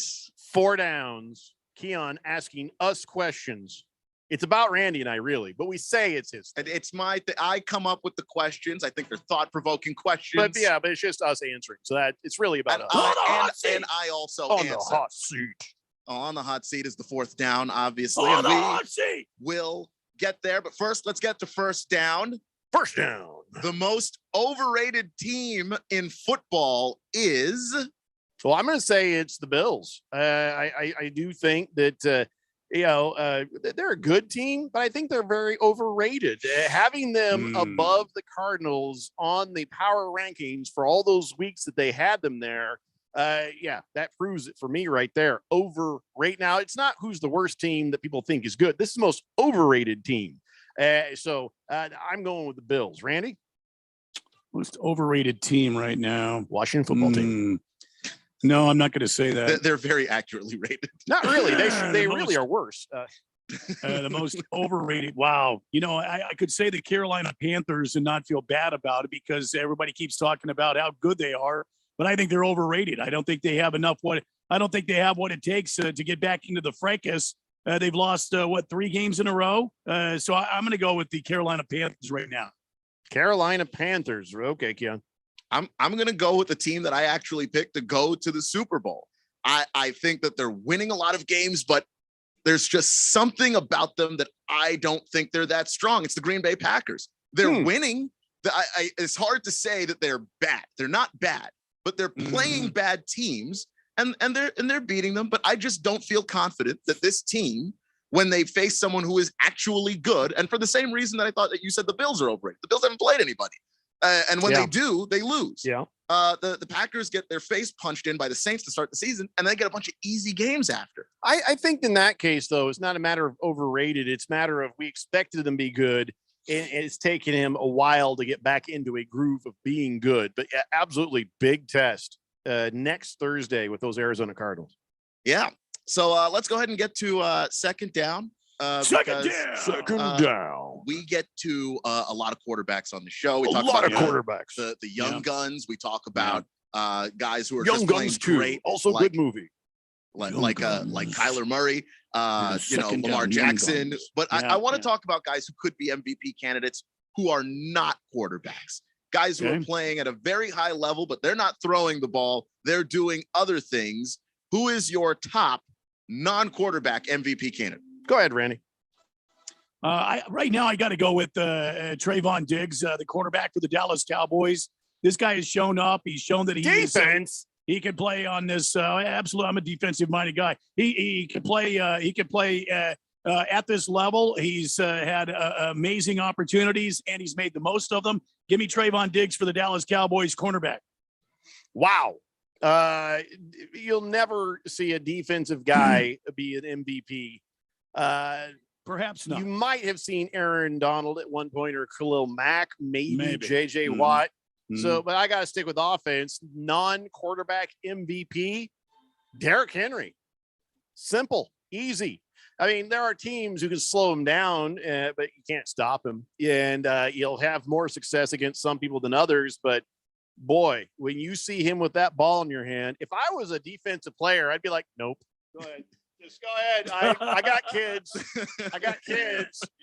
So right now he's playing that good. I'm saying Derrick Henry. I mean, and the way that he has just completely stiff-armed people, it's just insane. I love it. You never get to really hear a guy like this in the MVP conversation because you just don't hear tight ends doing it all that often. But Mark Andrews in Baltimore, he's the security blanket for Lamar Jackson. Yeah, that's a good point. He is always open. And it doesn't matter what team they're going against at this point. A very good Chargers defense, and he was just eviscerating them. Can I just say this, though? I don't think a tight end generally can be an MVP. Teams can win without Mark Andrews because he got hurt. And remember, they still won. The Patriots could win without Rob Gronkowski. He got hurt and they still won. So he's an amazing player and he's a fantasy football go-to. But to say most valuable player implies you can't win without him. Yeah, which is, and it's always going to be tough when you get from non-quarterbacks That way, my other option kind of was Devontae Adams with the Packers a little bit too, because of just how good he's been. But again, they won games without him too. So it's a little bit tough when you get away from the quarterback position. But those guys have been impressive to me so hey, far Randy, this if you're season. watching Keon's face when I've disagreed with every choice of his, he's starting to get pissed. He's starting to get aggravated. I'm not getting pissed. I mean, disagree. He has that look at his face like, damn it, again. No, go ahead. Like me. I like the back and forth. I'm not I don't take the stuff personal. You're not precious. So let's go ahead and get to third down, because third down. There were a lot of great plays made over the weekend. What was the best play that you saw? Randy, I'm going first, and it might be yours. DeAndre Hopkins catching that ball. He jukes two guys. Like, I can't believe they fell for that. Yeah. And then physically pushed past two more guys. I think he got a touchdown out of it. Yeah, that was mine, but sorry. Yeah, I mean, Nukes. Wait, I got another one. Carson Wentz. No, not really. No. Nukes play. But what about last night when who was that? Julio Jones, that deflected ball. Oh yeah, that's true. He had the presence of mind to make the catch and keep both feet in. I think that's probably the most impressive play. That'd be like number 2 to Nuke catching and juking those two guys out in the end zone. Sorry, I stole your guy. That's okay. No, I mean, and Randy found another great play, because Ryan Tannehill throws an absolutely terrible ball. Hits the defender in his helmet, and somehow Julio Jones is able to track it and catch it, stay in bounds, complete the catch. It's an impressive catch. I'm going to go Raiders Broncos.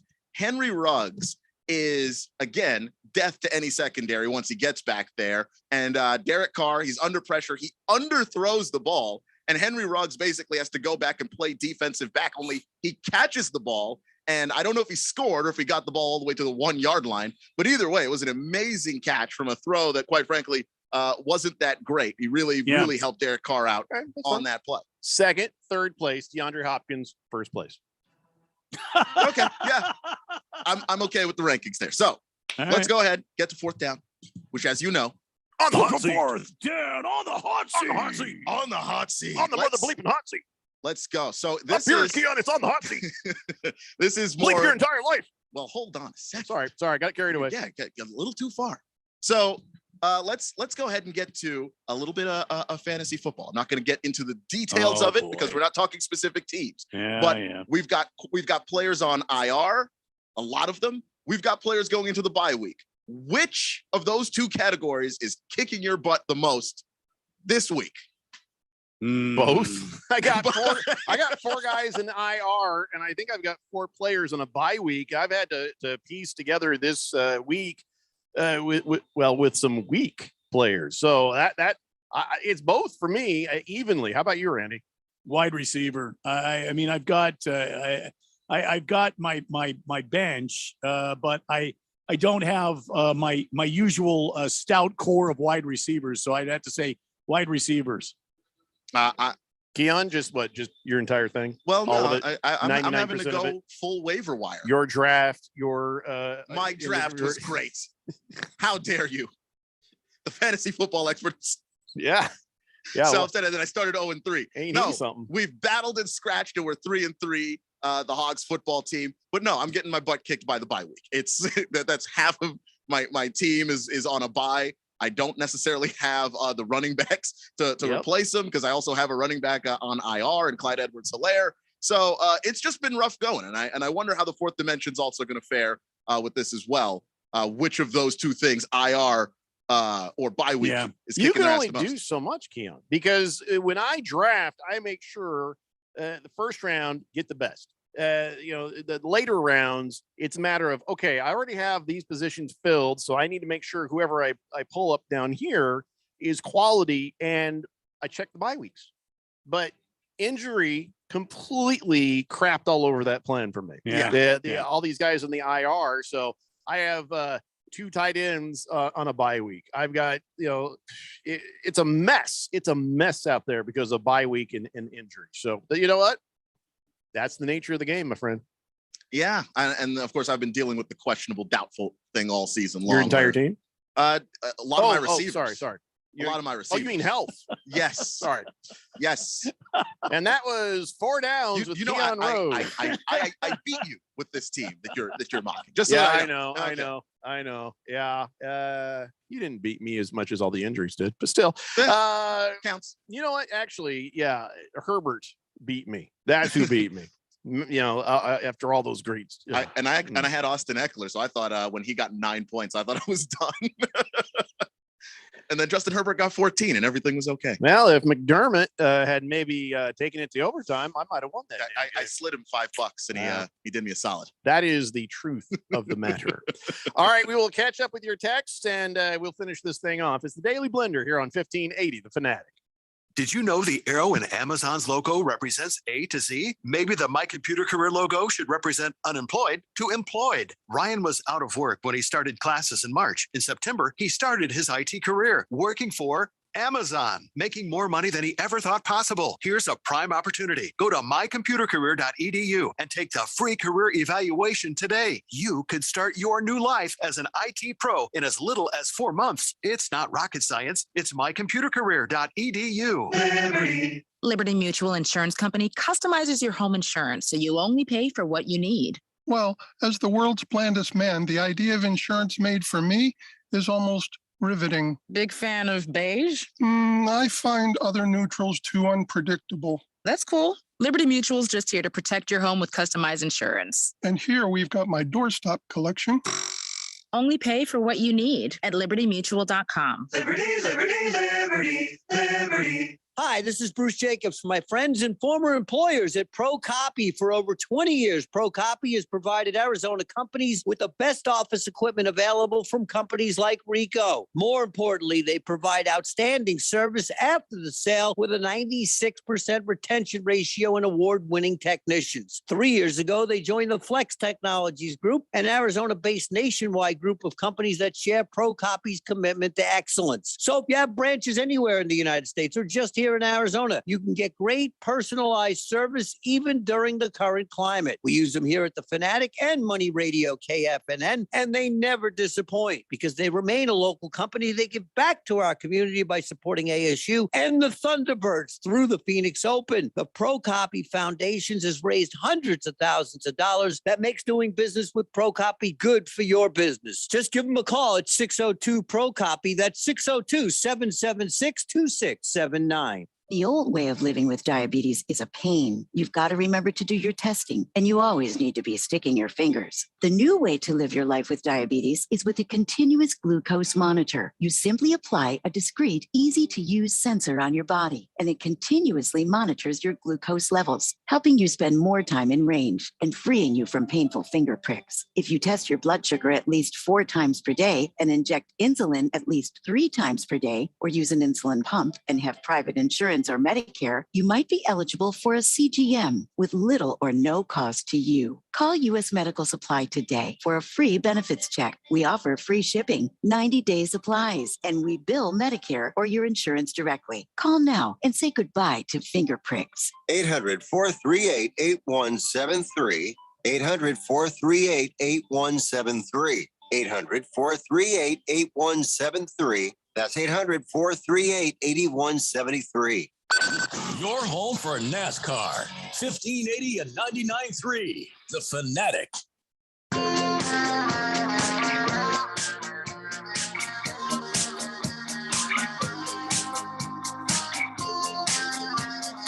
It's the Daily Blender here on 1580, The Fanatic, Arizona's sports betting station. And listen, I have my Jeffrey O'Brien lock of the day locked and loaded. Lock of the day. But before I get to that, there's a couple of pieces of information I'm going to pass on to you guys.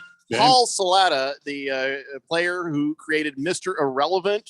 You remember that back in the 70s? Yeah. The guy who last player chosen. He came up with this whole idea of doing, Mr. Irrelevant Week and all that stuff. He has died at the age of 94. Wow, that's too bad. Yeah, he used to play at USC, and he was even in the Rose Bowl, caught a pass, touchdown. And then he was on the 49ers and all that. And then, he was on the Colts for a minute back in the day. He was also in the Canadian Football League. So he was an actual player. But really, the thing he's known for is in 1976, he created Irrelevant Week to honor the last pick in the NFL draft.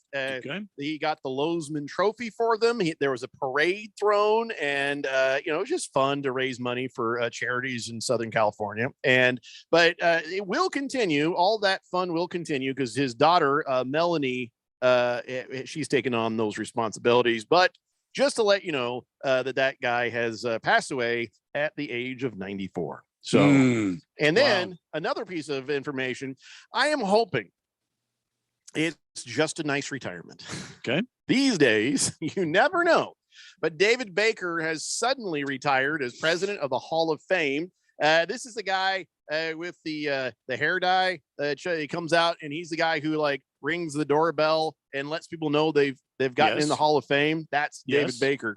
And so hopefully he's it wasn't because of the emails. He wasn't suddenly in a Gruden email or something. Hopefully he's just been like, oh, I'm tired, I'm out. But this is a kind of a weird time to do that. I hope it's not because of health issues. I hope it's not because of dear God, who knows what. But he has retired as the Hall of Fame president. So two notable things. Yes. Did you see the news that Dick Vitale has the lymphoma? Yeah, that's sad. It's he's fought this before and he's going to fight it again. And he says he's going to keep working as long as he can. So yeah, good for him. Also, more devastation. The Colts have waived quarterback Jacob Eason. Oh no. Just a shame. The hits keep coming, don't they? The hits keep coming. Yes. With a rocket for an arm and the brain of a hamster, Jacob Eason will be missed as he makes his way to Canada. The end. Is that where he's going to go play Canadian football? That what else are you going to do? That's it. So go sell insurance. Isn't that what Johnny Football did? That's what everybody says they're going to do. But would you buy gone too soon insurance from somebody like that? I don't know. From Jacob Eason, sure. Well, I'll tell you what. The guy's he's got a brain like a hamster. I'm thinking I could take advantage of all the options here. It's a good point. Yeah. You could turn the tables. Yeah. All right, to cheer you all up, ladies and gentlemen, it's time now for the Jeffrey O'Brien Lock of the Day. Lock of the Day. Okay, here's my lock of the day. Okay. This weekend, a very, very old French man will exit the Statue of Liberty shouting, Cheval de Troie! Cheval de Troie! Which later will be translated to mean Trojan horse.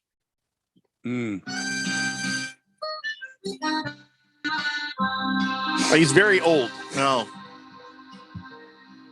The idea. It's like, was he there? He's just waiting all this time. Cheval de Troie! It's possible. Yeah, I don't know when they put that thing up in the 1800s. I don't know.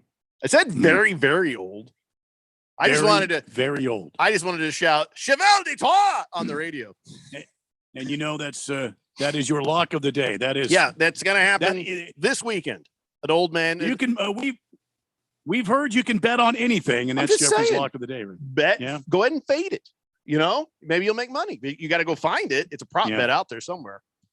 I mean, I don't know who you ask about it, but that's on you, quite frankly. That's true. I mean, if you can't find the prop bet on your own, listen, I'm not going to hold the hands of a little bitty maybe, okay?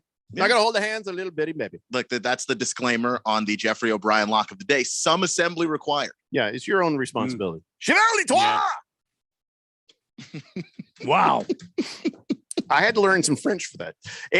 888-368-1580. All right, let's do this. Apparently you paid too much for the lesson. Let's get this going. It's just Google.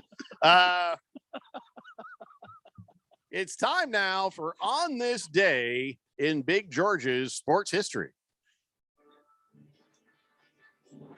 Back in the year 1923, Van Johnson persuaded American League owners to prohibit boxing in their parks.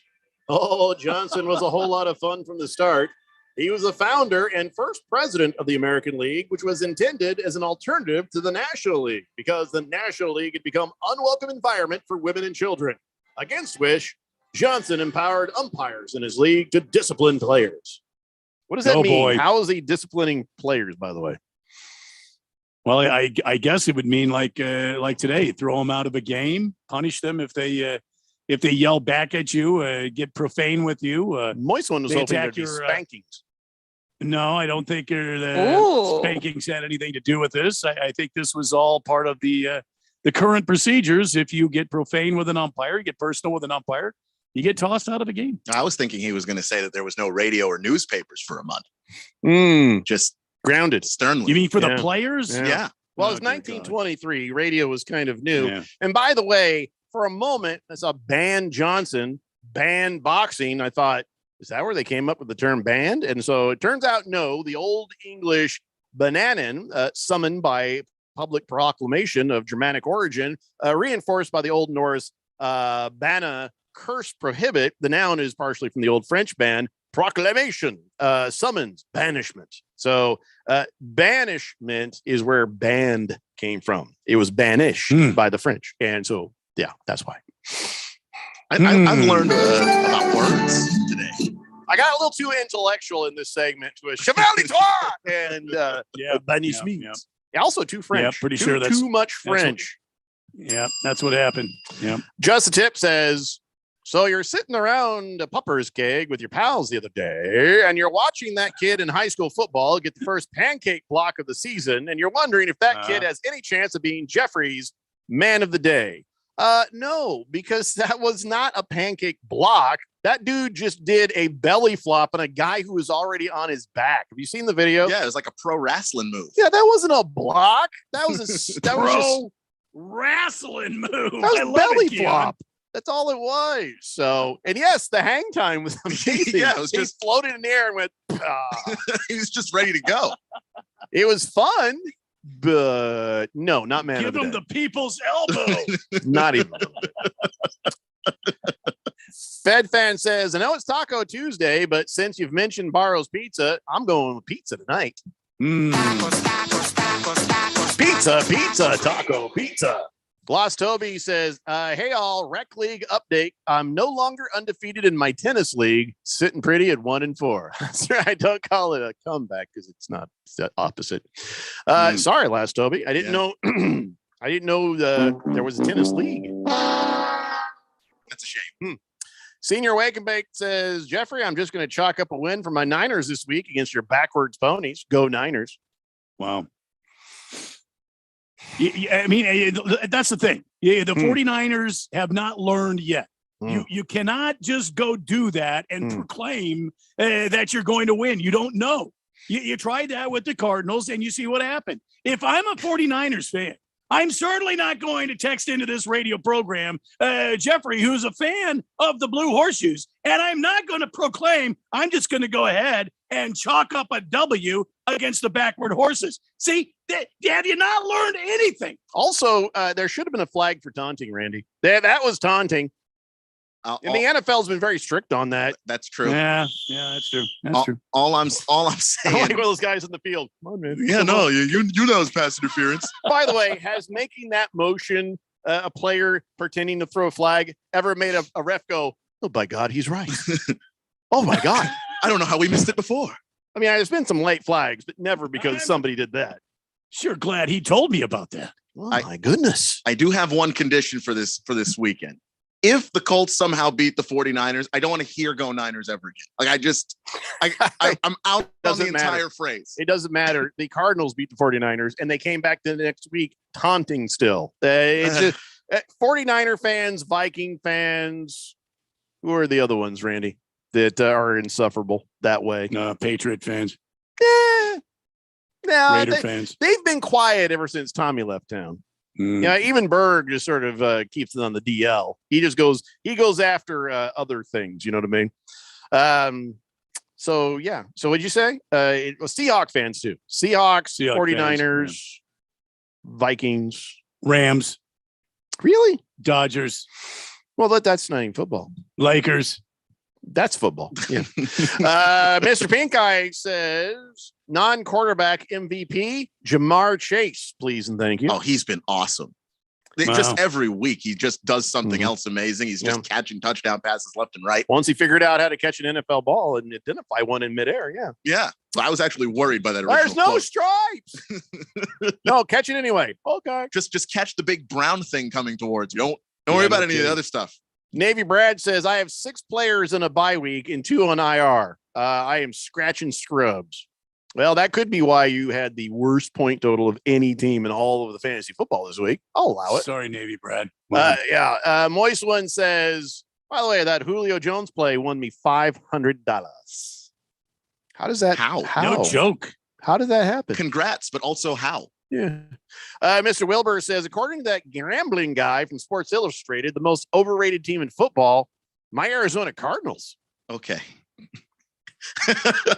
I think what Wilbur says. What?